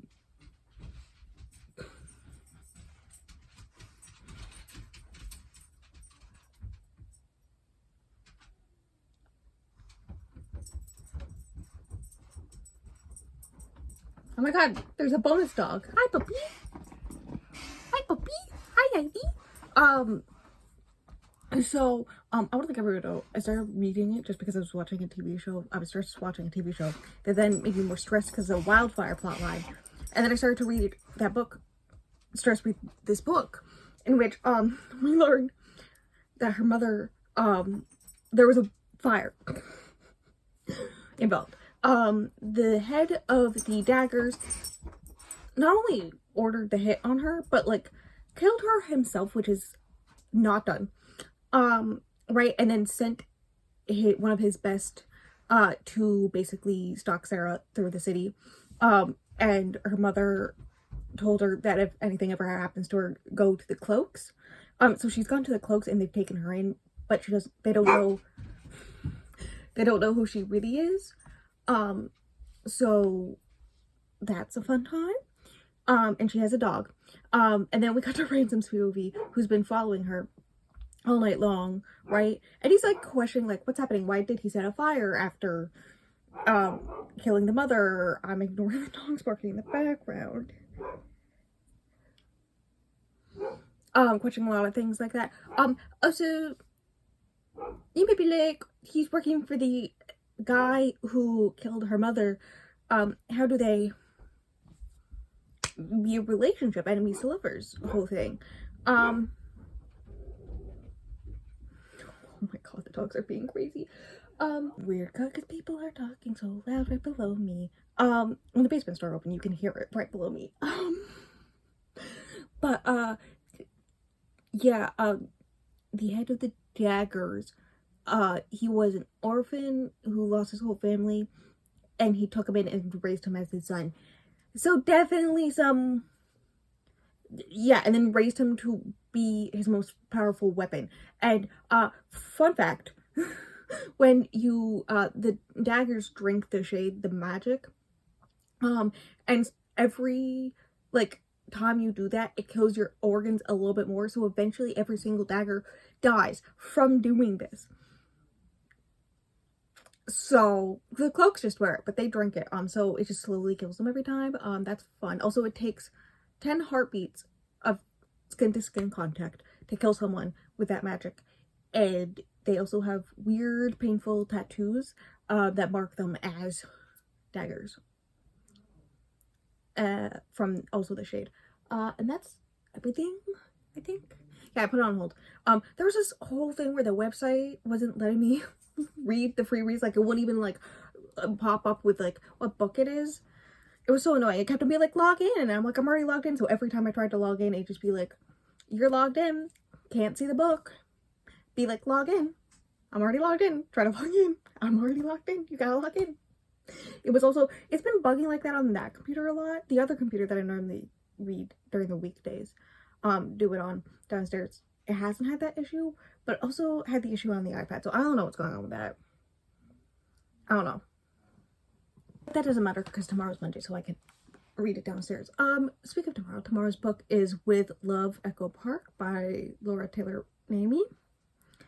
I'm going to quickly read the synopsis and then go back to panic watching TV.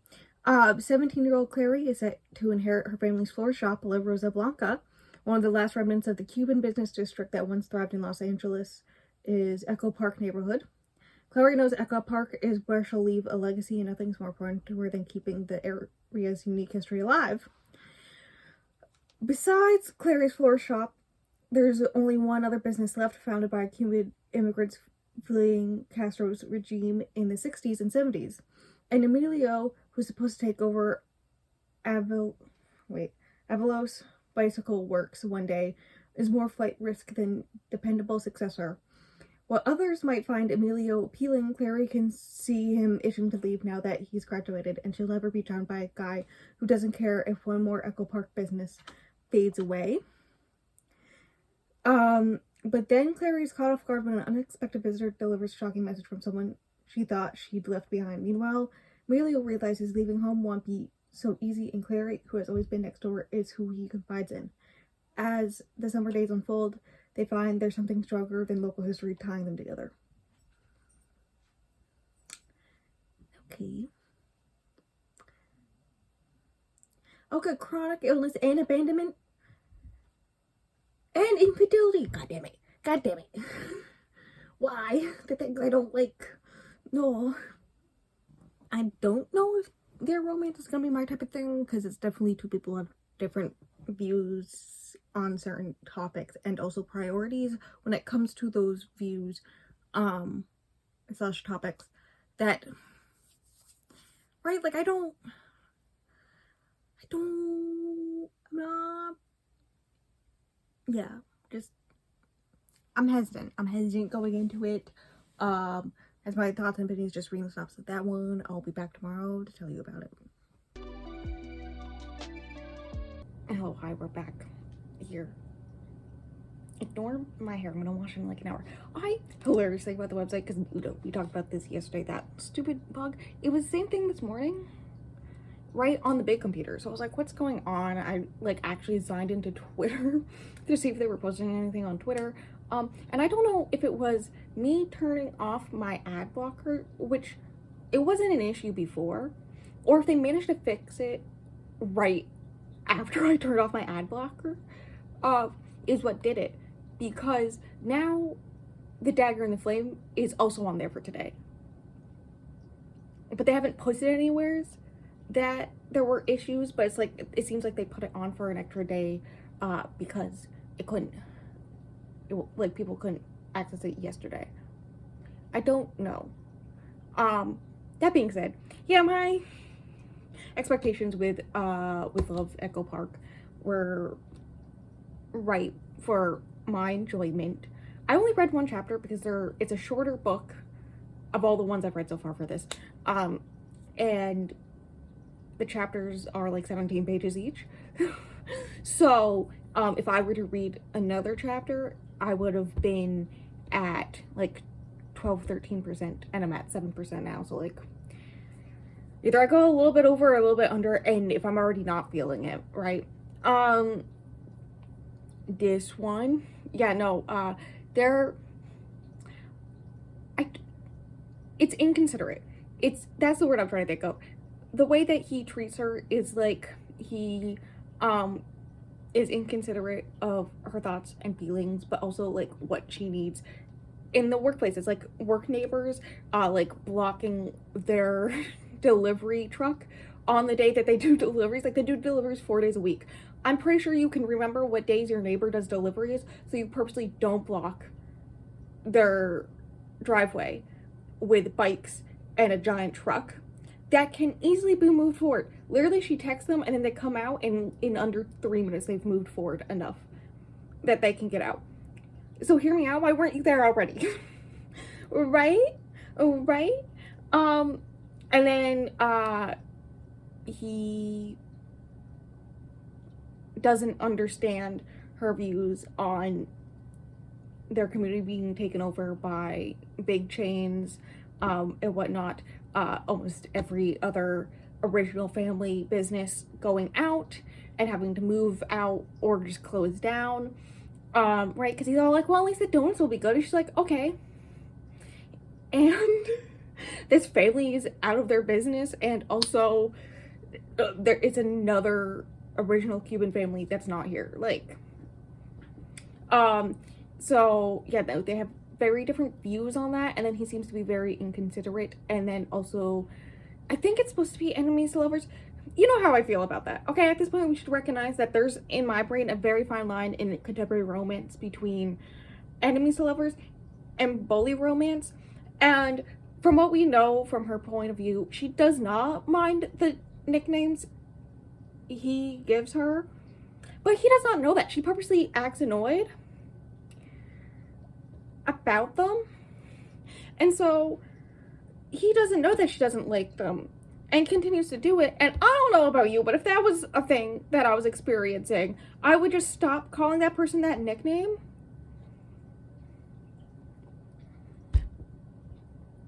Like, right? Like, that seemed like an obvious answer. Anyway, she's now, because another family business has gone out, she's stressed about her family business because she's supposed to take over someday. And I think it's her grandfather who's like, we're surviving today. And she's like, okay, but like, should I be worried? And he's all like, it's not a big deal, you don't need to worry about it, it isn't your problem. She's like, it's gonna be in like 5 years. I get that I'm like in school now, but like, I basically do all the work in the store anyways, like, please. So yeah, that's a fun time. I didn't have to obviously, because, I mean, you saw the graphic that I'm gonna have to edit all those in. I'm so happy about that. Tomorrow's. Oh, did I mention this week, Saturday? Yeah, Saturday is the second one that I have read before. So 2 Saturdays in a row, I don't have to read the book. That's so nice for me, personally. Anyways, tomorrow, Tuesdays, is The Blonde Dies First. This one also intrigues me. And whatnot. It's given me, You're Not Supposed to Die Tonight. Is that the name of it? It's giving me that kind of vibes.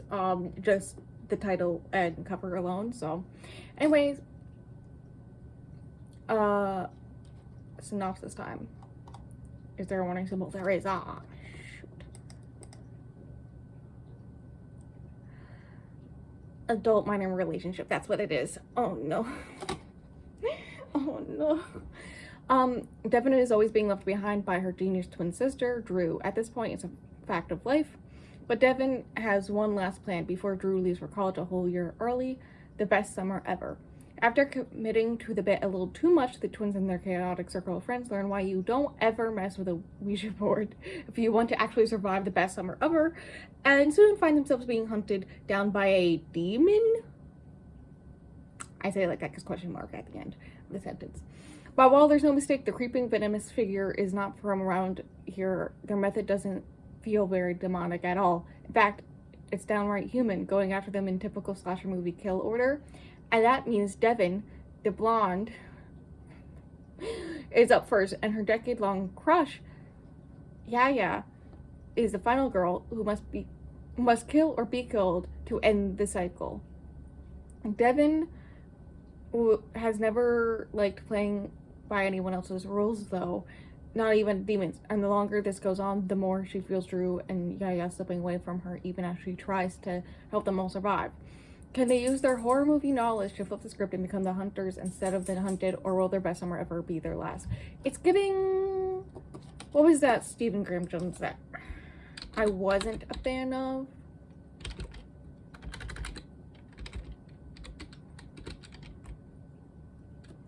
My Heart is a Chainsaw. That's the one. From what I understand, the people who enjoyed that one are people who watch and enjoy thrillers already, and I in horror type movies, and I didn't get into those until the past few years.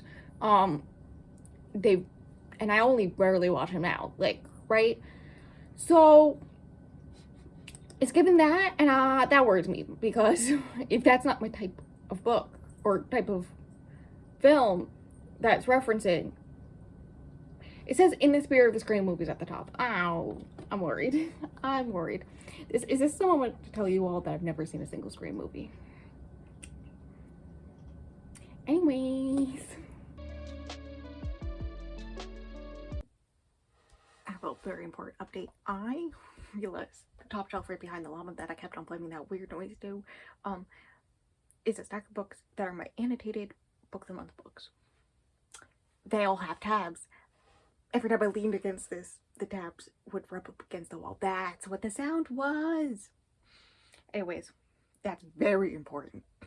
The one I read today, I think I've mentioned a few times at this point where, like, sometimes I can tell. Sometimes I can tell.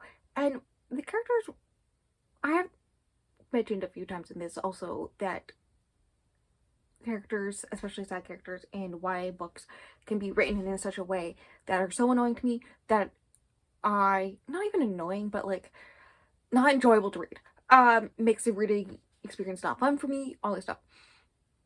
And this one was right on the fence for me. And so far, nothing had happened. And it's one of the shorter ones on this list. So, and then there were all my normal worries, and the characters were very much reminding me of the characters. Like, the reasons why I didn't like the characters in My Heart is Chainsaw, there we go, were, I could, like, see similar things in this book with them. So, yeah, I DNF'd it. That's all I'm gonna say about it. Like, it's just what I feared my thoughts were gonna be about it, or my thoughts about it. So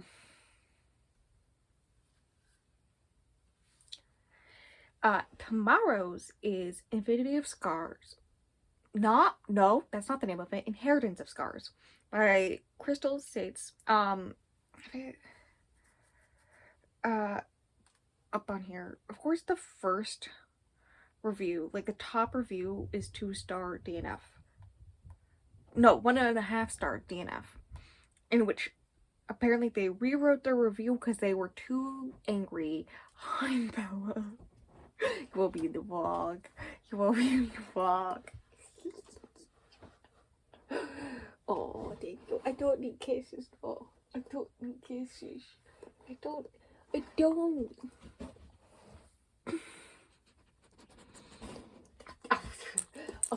Oh God, no, I don't need them. I'm trying to work here. Okay. Cover looks gorgeous, blah blah blah. Me synopsis. Belladonna meets Norse mythology in this gorgeous dark fantasy debut that follows a teen who accidentally awakens an imprisoned Draugr, Draugr, and must follow him into a deadly magical forest to rescue her grandmother. Never go beyond the stave church. Within Teveden Forest, oh god, bloodthirsty monsters known as lurk behind every tree, and secrets run through the soil like twisted roots. When her grandmother vanishes into the forest, Astrid won't let Crohn's disease get in the way of finding her.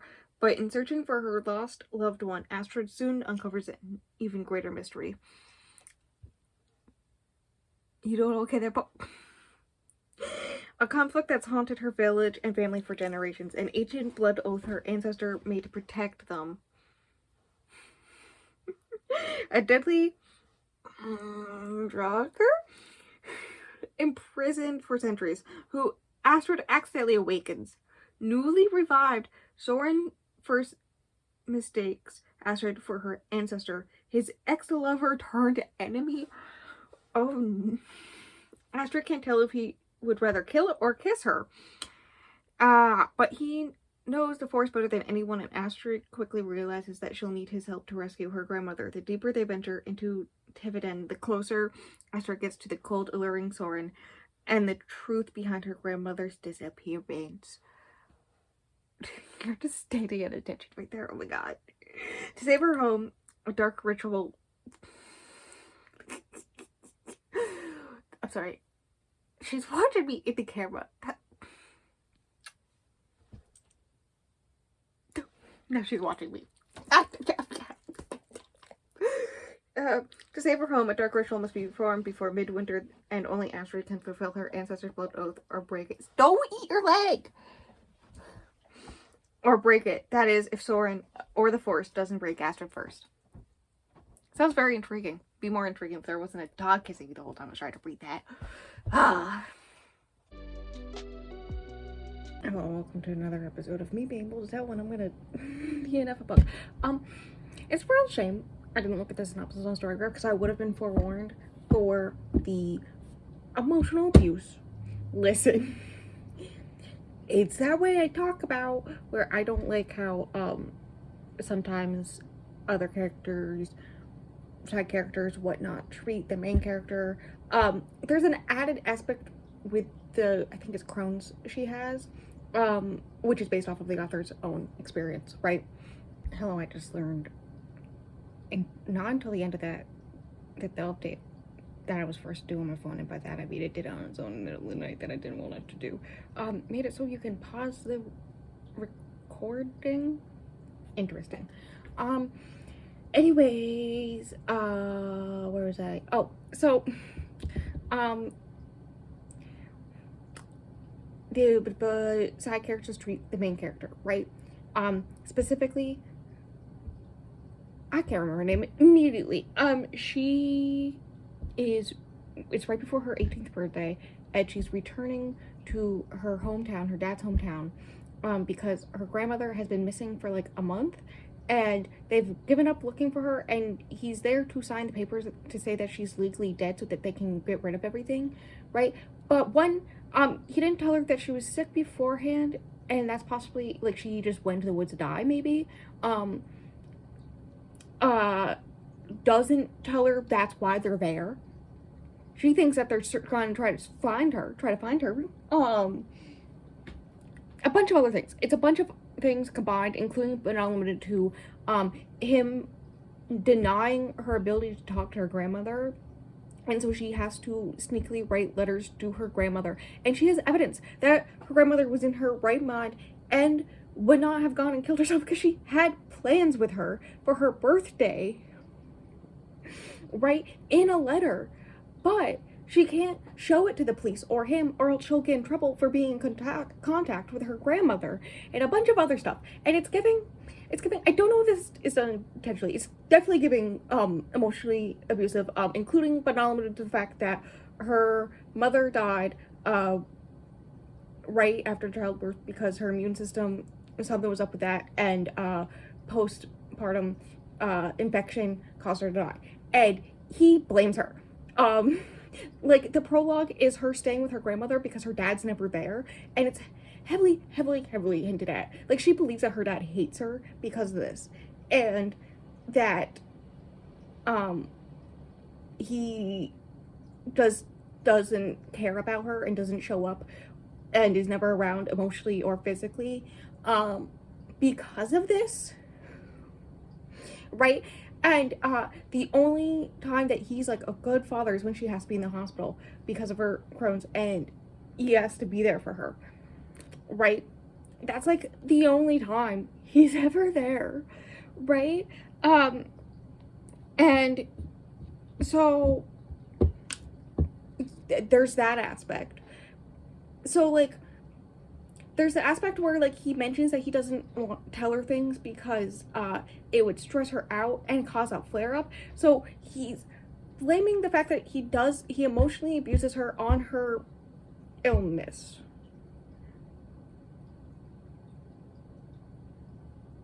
Right? Like, I don't know if that's intentional, but that's how it's coming across to me. It also could just be he's emotionally abusive to his only child, and her only support system was her grandmother, who nobody's caring to try to find. And hear me out. This is a thing I don't like to read. So yeah, DNF. Sad. The next one tomorrow. Listen, this is all one. I'm very certain I'm not gonna read it because I know about it. And honestly, I'm surprised it's one of the free books. It's probably just because the movie just came out. I mean, the cover on the graphic that they had on Instagram is the movie cover version, right? But like the story is not something I would read or enjoy normally, let alone the fact that I'm 25 years old and this is for like 15-year-olds. Okay, like I don't think I am the audience in any way for Uglies. Yes, that's right. The next one's Uglies. The book we all know this one. I'm gonna read the synopsis, but like we all know it. Oh, look, content warnings: body shaming, bullying, confinement, things I hate reading. Wow. I have preconceived notions of how this is gonna go for me. Tally is about to turn 16 and she can't wait. In just a few weeks, she'll have the operation that will turn her from a repellent ugly into a stunning pretty. And as a pretty, she'll be catapulted into a high-tech paradise where her only job is to have fun. But Tally's new friend Shay isn't sure she wants to become a pretty. When Shay runs away, Tally learns about a whole new side of the pretty world, and it isn't very pretty. The authorities offer Tally a choice: find her friend or turn her in, or never turn pretty at all. Tally's choice will change her world forever. Listen, I know basically what happens already. That's another reason not to read it, because the movie. I haven't even seen the movie. I've just seen a bunch of stuff about the movie, so I know what the movie is. And I get that's a commentary on beauty standards and society, and especially in upper class, right? And the fact that it's a 16-year-old girl, I get it. I get what's happening here. It's just not like I haven't even picked up the book, but I know it's not in a way that I would enjoy experiencing. So I'm going to read probably like first 2 chapters, and then I'm gonna be like, haha, I'm so right, and then leave and DNF it. Can't wait. It's gonna be a fun time tomorrow. Anyways, just sent me a bunch of Christmas presents, so I'm covered in glitter, but we're gonna ignore that. And also my sister's screaming trying to get the box downstairs. I read some of up to chapter 2. Listen, we knew I was gonna DNF it. We knew I was gonna DNF Uglies. Alright, me back. I got a donut magnet bookmark. This is very important. Amongst many other things. I am covered in glitter still. Uglies got like partially through chapter 2.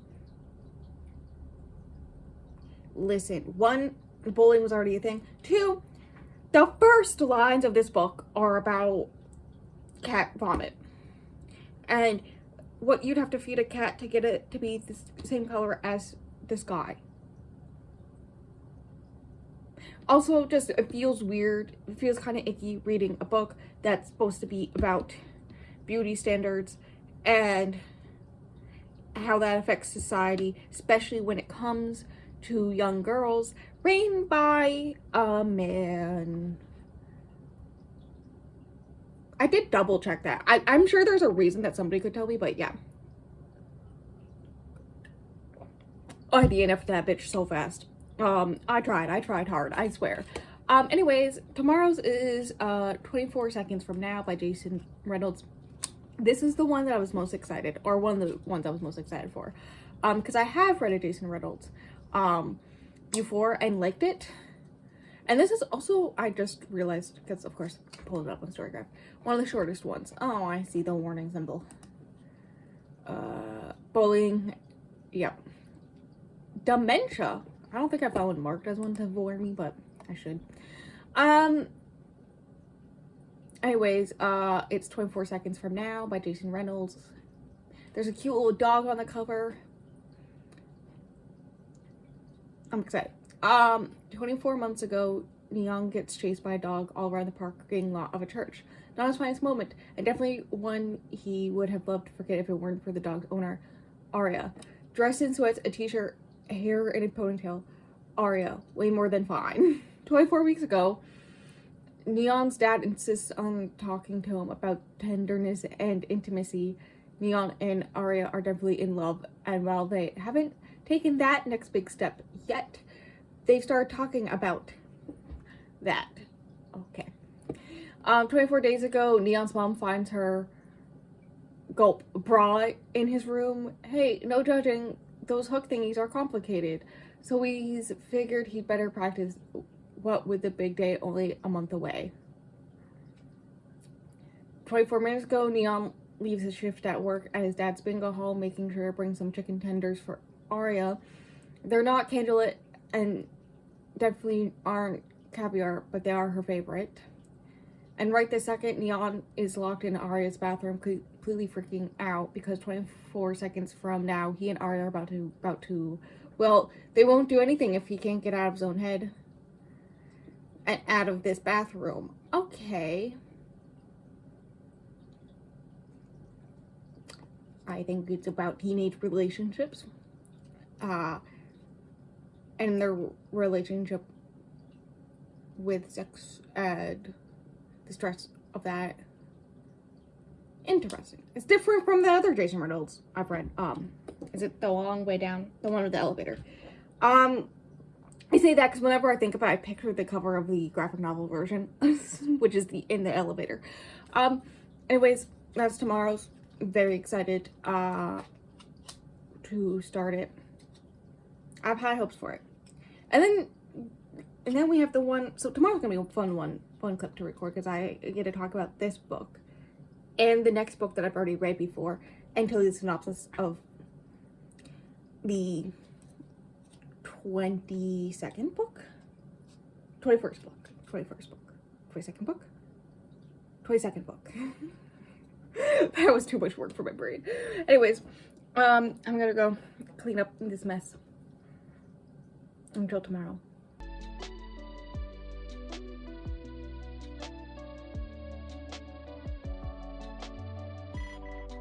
Okay, we got things to talk about. The Jason Reynolds 24 something to something. It's fine. It's a lot of anxiety, at least the first chapter, which is like the shortest book, I think. Like 200-ish pages. So it's only one chapter I had to read, in which it's him in the bathroom panicking, right?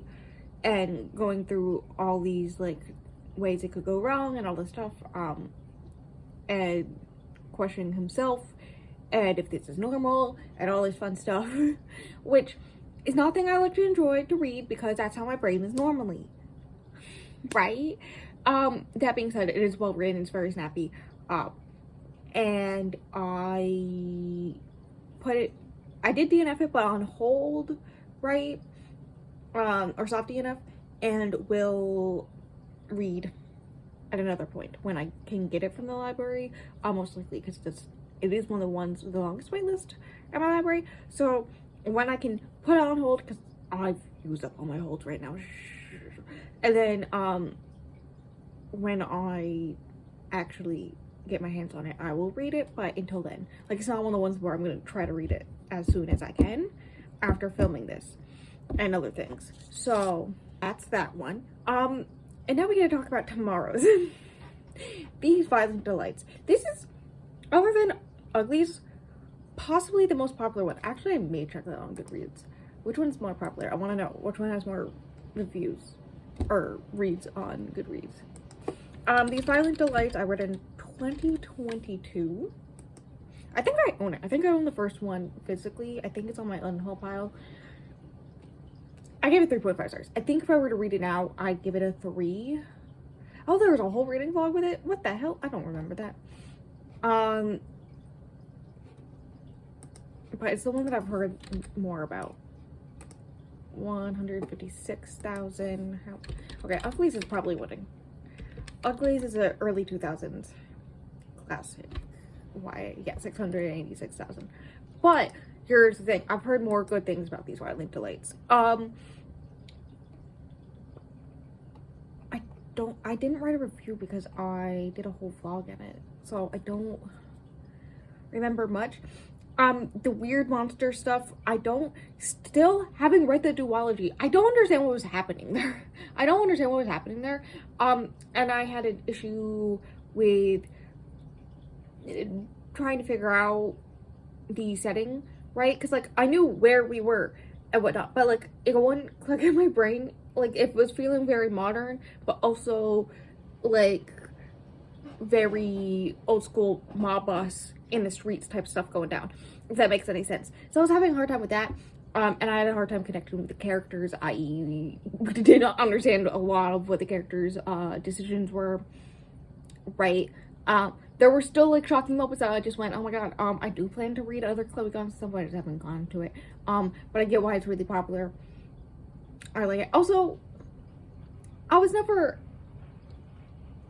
Oh, good. That gas came. I'm just gonna talk over it. I was never a Romeo and Juliet person. It's been a long time since I've read it, like, since freshman year of high school. So... over a decade. Now. But I wasn't a big fan of it. Like, maybe if I had read it more recently before I read These Violent Delights and enjoyed it more, maybe. But that aspect never really... Then again, there's, like, times where I really love the classic and I've read it recently and I will read a book that has a connection, plays off of that classic in some way, and I'm just in there just like, apparently this bitch don't understand the assignment. Because it's just not how I picture it in comparison to the original, right? Like, apparently we view the original different ways or something. I don't know. So if I were to read it now, probably a 3-star, but it's a 3.5. I'm pretty sure it's staying on my unhaul pile. Should I get rid of those books? Yes, will I? Hello, welcome to me. So that's tomorrow's. And lovely. Sundays is Make My Wish Come True, which is dual authors, Rachel Lippincott and Alison Derrick. Wait a second, this looks familiar. Is Unscrap or Shelf Them or Scrap It the new episode? There was... I don't think it was this one. It just looks very familiar to one of the covers that she read in the most recent episode of that. Right? Of me recording this. So, you know, it looks like a gay, holiday romance, which is intriguing. I've only read one of those, and it was fine. I was just annoyed by character decisions. Yeah. Also, here's a fun thing. If a historical romance is too Hallmarky, I don't enjoy it. So let's hope it doesn't get that. Anyways, apparently it's pretty popular right now. I don't know. Synopsis time. 12 days of fake dates, 2 holidays, 1 chance to convince everyone they're in love. Arden James is Hollywood's hottest teen actor, infamously reckless. She's a constant in the tabloids, but when her messy reputation costs her an audition for her dream role, Arden and her publicist make up a lie to flip the script. Only for the lie to work, she'll have to head home for the holidays for the first time in 4 years. Fine. Caroline Beckett has spent those last 4 years shining up a stellar portfolio that will get her into a top journalism program and convincing herself that she could not be less interested in what her former best friend and first crush has been up to since she left without a word.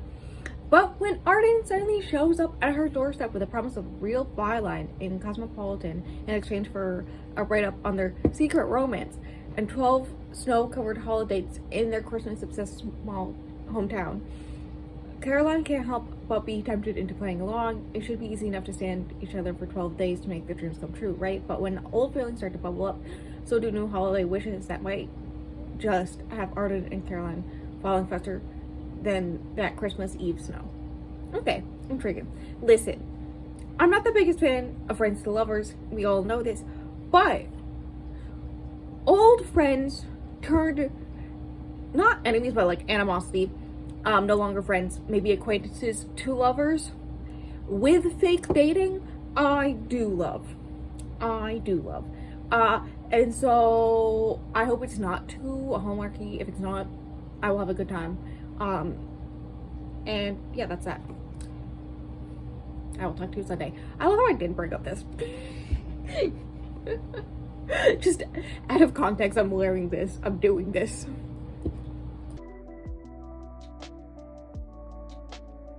Can you believe we only have 3 more days of this? I thought today wasn't gonna be a day because the Simon Teen website is bugging out. But I was able to get to the book. It's like really bugging out where like the whole entire screen is just the social media logos and that's it, and you have to scroll for like 5 minutes to get even to the login or the free reads or anything like that, and it's like the entire text is small. It was a mess. And so I was like, listen, when the issues before happened, they had the book that people missed on the next day as well. So I was like, if all is a miss, I'll just read 2 10% tomorrow. But I managed to get to it. It took me like 10 minutes to scroll through the website like that. But I got there and I did it. And I read the 10%. And I DNF'd it. I'm on the fence of soft DNFing because it's not something I want to read right now. But because it's a holiday romance, I'm not going to want to read it for a whole other year. So, like, it's one of those things where next December, I'll think about it, right? But for now, it's just a solid DNF. The reason why, so there's Caroline, who is the one who still lives in the small town that was left behind, right? And has felt like something's been missing in her life ever since Arden left. But has basically rebuilt her life since then.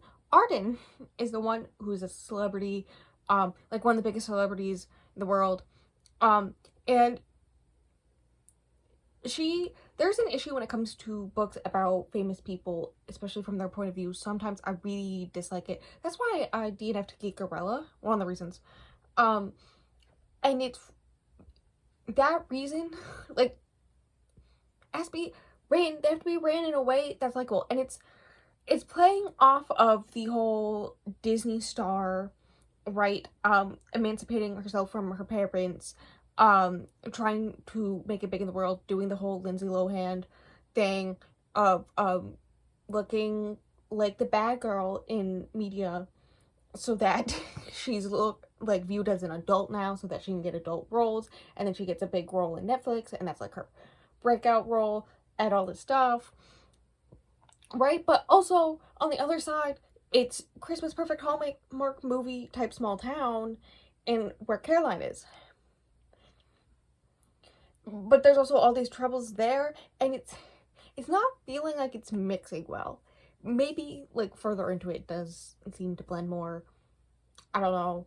It's 2 writers, so like I'm assuming one of them writes each of the characters in that side of the story, and so when it comes to them being in the same place, I'm assuming they're going to be working together on that aspect, and maybe it'll blend more. But right now it feels like 2 different worlds, right? Not the same world, same universe. That being said, 2 pages in, there was a line on Caroline's chapter where she is getting ready for school and is putting on all her rings, and I quote, "So people know I'm into women." Neely messaged the fish. We are laughing about that because that is definitely something they do. Yeah, no, I was laughing about that. I was like, that's funny. That's accurate. Thank you very much. I gotta unplug my thing so I can get my computer over here because the dog's on the cord. Whoops. Alright, tomorrow's is Prince of Fortune. I love this cover. You can see it. I know me editing is gonna be very large. Oh my gosh, also gay. Gay fantasy romance that came out this year looks to be a standalone. We love this cover's just gorgeous. Okay, no warnings from the good old. Well, there's homophobia, but no warning symbol on Storygraph. I haven't read it, Darker Shade of Magic, but it says Red, White, and Royal Blue mixed with that. Oh, it's also a debut. Okay. Shy Prince Edmund. Okay, no, I gotta stop there. When you say Prince Edmund, I'm thinking of Edmund from Narnia. Immediately, you can't. Anyways, will be a great king one day. It has been seen again and again, with rare magic giving him dominion over the nation's plants and weather. Edmund feels a great deal of pressure to live up to his nation's many expectations, including making a perfect diplomatic alliance through marriage. That is, until he meets Lord Aubrey Ainsley. God, that's a name. Charming, romantic, and politically insignificant. Aubrey is a seer, but not even he could predict, catching the eye of Edmund, the Prince of Fortune. Nor that the anxious prince who talks to plants more than people could feel so right for him. Aubrey's dream visions have been full of battle. Oh, sorry, God, the way that was worded. Aubrey's dream visions have been full of battle, not love. But to say that Prince Edmund has captured his fancy would be a grand understatement. As the two become more and more intertwined, the nation of Sabin falls under attack. War and dark sorcery loom on the horizon. To save their homeland, Edmund and Aubrey must resist the outside forces seeking to drive them apart and find the power within themselves to create a future for Sabin and each other they never could have imagined. You know what's giving? What? There's that enemies to lovers duology, historical duology.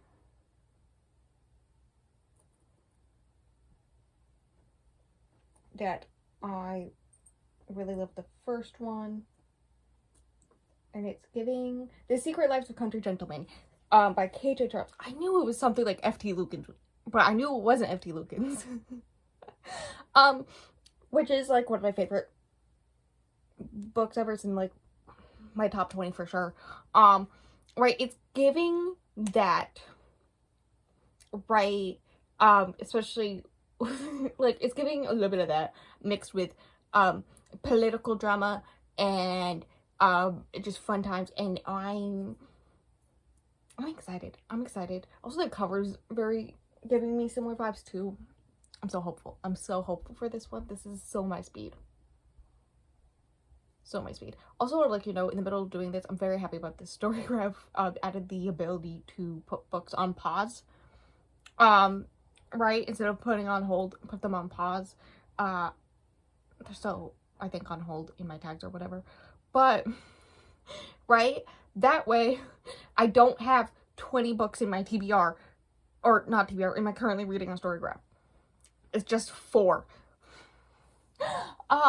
But I love that for me. Thanks, Storygraph. Anyways, I'm very excited for that one. So stay tuned for that. And then there's one more that I don't know what it is, and then it's another Christmas romance, which are very hit or miss for me, which makes sense still. That's Christmas Day. So we'll see how I feel about that one.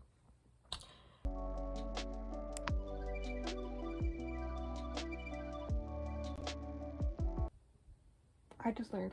What's the name of this book? Prince of Fortune. There we go. Right, because that's is its title Edmund, I think. Yes, I remember because I made the Narnia for Prince last time. That is his title because he has power over plants and weather, right?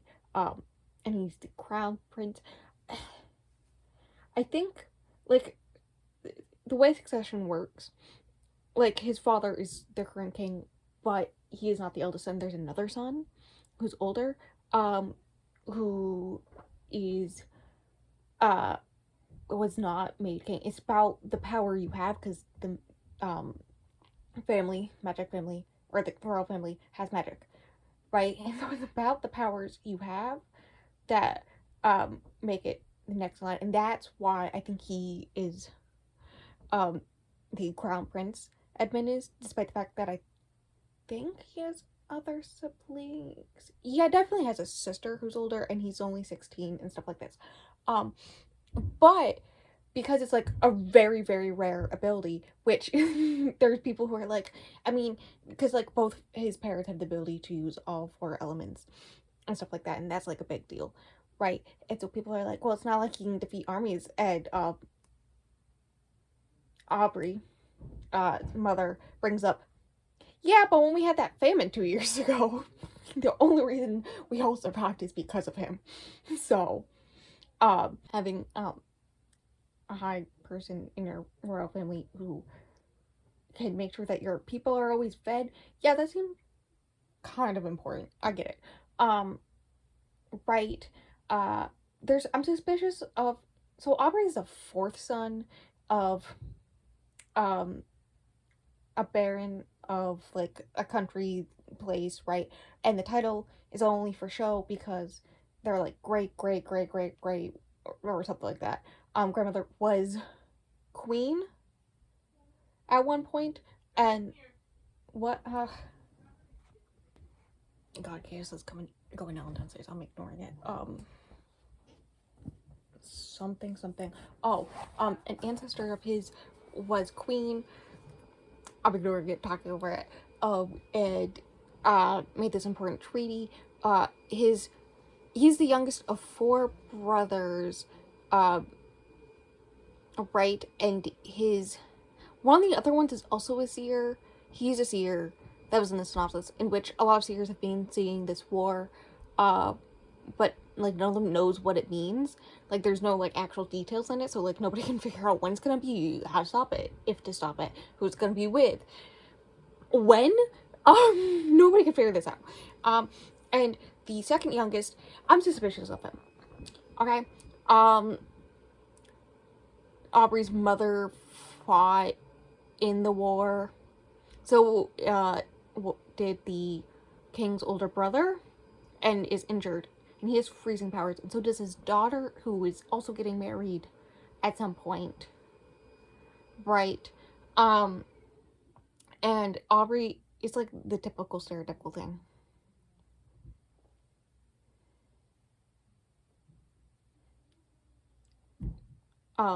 Where Aubrey is like the only one who notices that Edmund is shy and not like the rest of his family, and feels self-conscious and stuff like that, right? Because the chapters are very long, I have not gotten, like, I did read the first like 3 pages of Edmund's chapter, right? To get some semblance of what his POV is like. But yeah, no, it's what I was expecting, and I'm having a good time. One thing I have a question of, which is probably answered in the book. Part of the reason for this ball is to figure out connections of who to marry Edmund off to, right? But Aubrey's looking at all these other people from these kingdoms that he could marry, and the way it's worded, it's like based on the fashion sense, right? Which includes the men's fashion sense. So I'm wondering if, because it does say red, white, and royal blue mixed with this other book in the synopsis. So is the being able to marry somebody of the same gender, is that like not gonna be an issue It's probably gonna be a little bit of an issue no matter what, but is it gonna be a thing where people will accept them immediately or almost immediately because that? Because, like, it's considered an option, right? In Aubrey's head. So is that just Aubrey being obviously at least a little bit gay? Or is that a thing in their society? That's what I'm wondering. The next one. Anyways, yeah, I put that one on hold. I could get the ebook immediately from Libby, but I'm surprised my library has 2 copies if it has less than 120 or 150 reviews on Goodreads. Next one is 11 Houses by Colleen Oakes. Also came out this year. I don't see my warning symbol. It's because there's no content warnings. That means there's basically no reviews. Okay, hear me out. The first sentence, Midnight Mass meets The Vampire Diaries.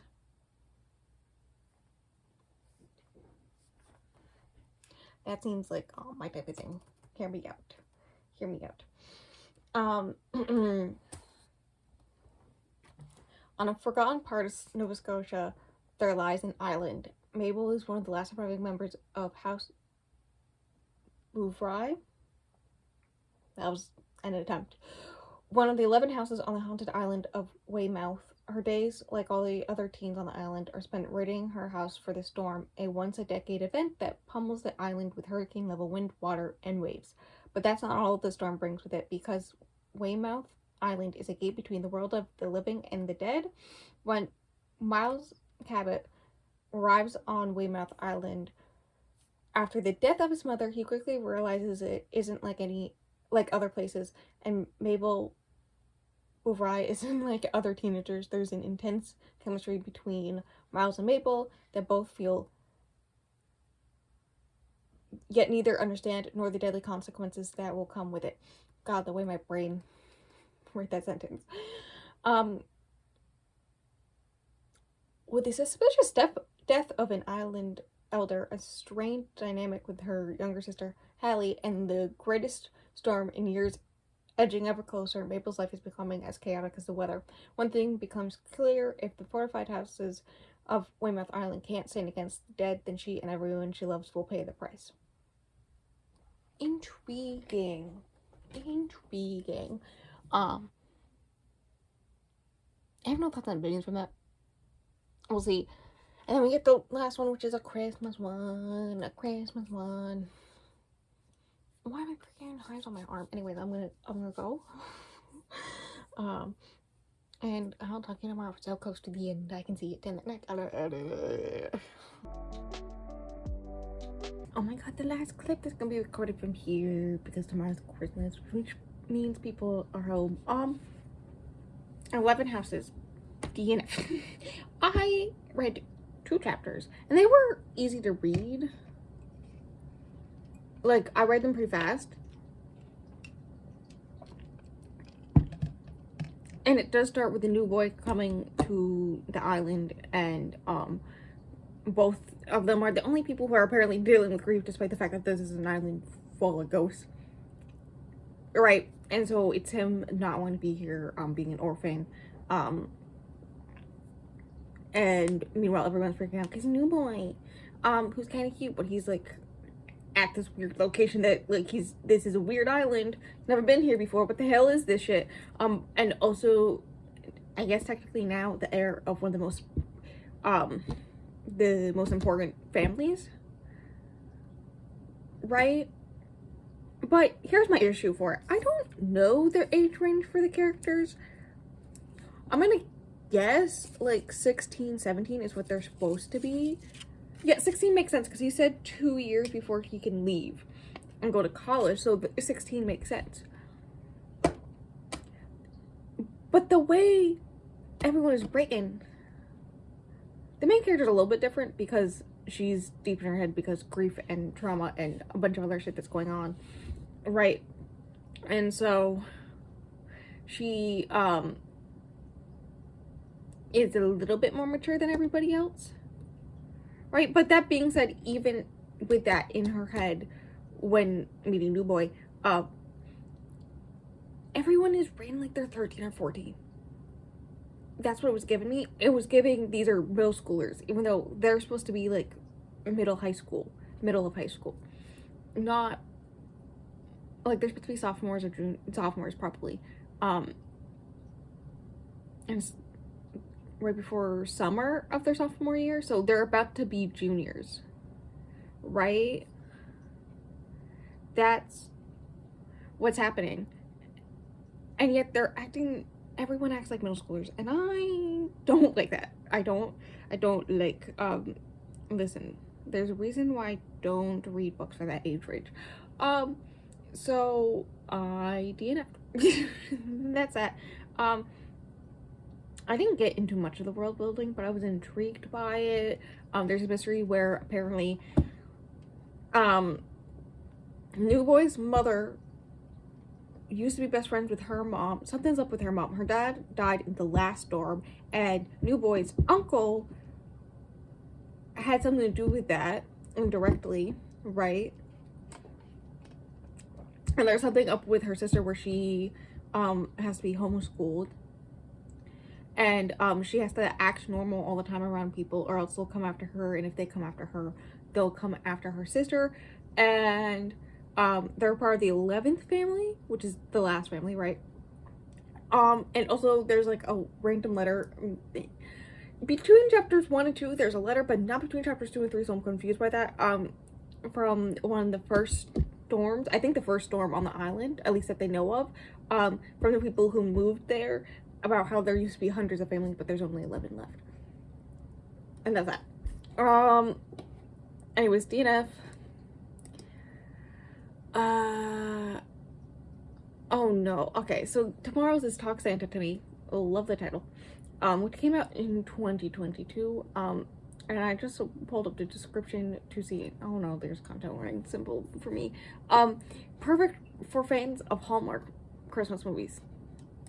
We talked about this. I don't like them. Oh, that's why. Bullying, death, and grief. Yeah, bullying, grief. I like the warning, but I can read it. Bullying, no. And it's right up front. It's only 288 pages, but I don't think I could survive 288 pages. Alright. Francie was born in a stable, really. Granted, it was the deluxe model with the light-up star on the roof, one of the many Christmas items for sale at her family's Hollydale holiday shop. That hurt my brain. Their holiday gift empire also includes the Santa School, which was founded by Francie's beloved grandpa, who recently passed away. Francie's always loved working in the shop, but lately Aunt Carol has been changing everything with her ideas for 2 slick Hollywood-inspired Santas and horrible holiday-themed employee uniforms. Aunt Carol's vision will ruin all the charm and nostalgia Francie loves about her family business, unless she does something about it. But this winter is about more than preserving the magic of Christmas. Francie is saving up for a car and angling to kiss the cute boy who works at the tree lot next door. Hopefully it will be good enough to wipe her fiasco of a first kiss from her memory. As the weather outside gets more and more frightful, can Francie pull off the holiday of her dreams?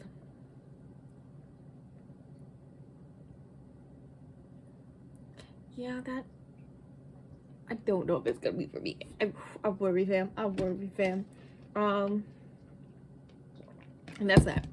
I'll try it tomorrow. It shouldn't take me long because it's only 288 pages. And that's that.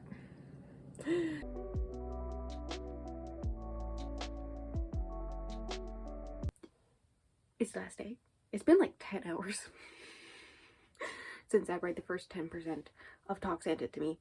I DNF'd it. So proud. The stats of this, 2 I read before, 2 I soft DNF'd. I believe it was 7 I put on hold, and then other 14 I straight up DNF'd, which is gonna make my my stats for the month very fun, especially ratings wise. Also, fun fact, I just got a bunch of clementine juice all over my phone screen and now I'm annoyed. We don't even talk about it. You know, it was basically what I expected. Listen, the two main things we saw her get bullied for, was a skirt that she knew she was gonna get bullied for, and wasn't the skirt she originally planned to wear. It was gonna wear something else, and then her uncle thought it was very sweet and kind that she was wearing it in remembrance of her dead grandfather, right? And so she kept it on just for him, partially to manipulate him to give her his car for cheap when she gets her license. But yeah, she did that. And then people make fun of her for that skirt. Hear me out. I would wear that skirt, I was gonna say today, but today's Christmas, on a non-Christmas day. Also, you're a town that's obsessed with Christmas, and she's the girl whose family runs the Christmas store in town, and whose grandfather was Santa in town. Like, yeah, she would wear skirts like that, and then people would just be like, it's just her brand. Like, what? The other thing was, her first kiss, which, you know, the whole point of this is her trying to get a new first kiss, because her first kiss was really bad, was, this cute guy she kind of thought was cute in middle school, give her a ride to her house on the back of his bike, like, bicycle bike, not motorcycle, and, when he dropped her off, she went to go inside and was like, okay, bye, thanks, and he stuck his tongue in her mouth, and then, told everyone that she didn't know how to French kiss, and she's really bad at kissing, and she's never kissed anybody since. He, like, the one time current day, which is like, I want to say like 2-3 years after that incident, the only time we see him in the first episode, he sees the skirt and then makes a slurping tongue motion, and her friend's like, ew, does he like want to lick off your dress or something? And she recognizes it's, like, a hint at that. Which, like, hear me out. If you're not getting over the girl that you've kissed kind of forcefully, like, she was down in her head, but, like, he didn't know that. And then laughed and told all your friends that she couldn't kiss because you just stuck your tongue in her mouth as she stood there uncomfortable. If you're still referencing that years later, there's something wrong with you. Hear me out. Hear me out. Anyways, yeah, like, from that moment, she's been made fun of for that. Oh, and then the other thing I forgot to bring up was, her first name is Frankincense, and so, she goes by Frankie, but when, like, attendance and there's, like, a different teacher, a new teacher, or something like that, they always go Frankincense, and then people laugh, because, like, oh my god, your name's Frankincense. Again, for the same reasoning of the skirt. Right? Like, anyways, I didn't like it, obviously. DNF. I would let you know Curious Tides keeps on trying to come in from the library, and I don't have time to read it until next month, and I'm just like, no! Next month is gonna be a lot of me, like, I planned to mood read next month, which is perfect because of this, because there's those 7 other books that now I want to read as soon as possible. Anyways, that's this. I did it. I found 7 books. I probably wouldn't have, I mean, there's a good chance I would have picked up the Flame and Dagger one outside of this, but, like, the Heart one with the girl with, chronic illness, I would not have picked that one up outside of this, and I'm obsessed with that. Curious Tides, like, maybe. The Floating Island one, probably not, but I am intrigued by that one, like, stuff like that. So, that was kind of the whole point. Me pick up books that I wouldn't have normally outside of this, to give them a fighting chance. And also, train myself to DNF more. Which I did really good for this. More than half. We should be proud. Past me a year ago, me at the beginning of this year, would have just continued on a lot of them, despite not liking them. So I would like to be very proud of myself for doing that. Anyways, my head hurts. I'm gonna go put my migraine thing on. I think it's dry. I had to wash it because it kept on leaving this weird residue on my face, and now I have 2 pimples on my forehead.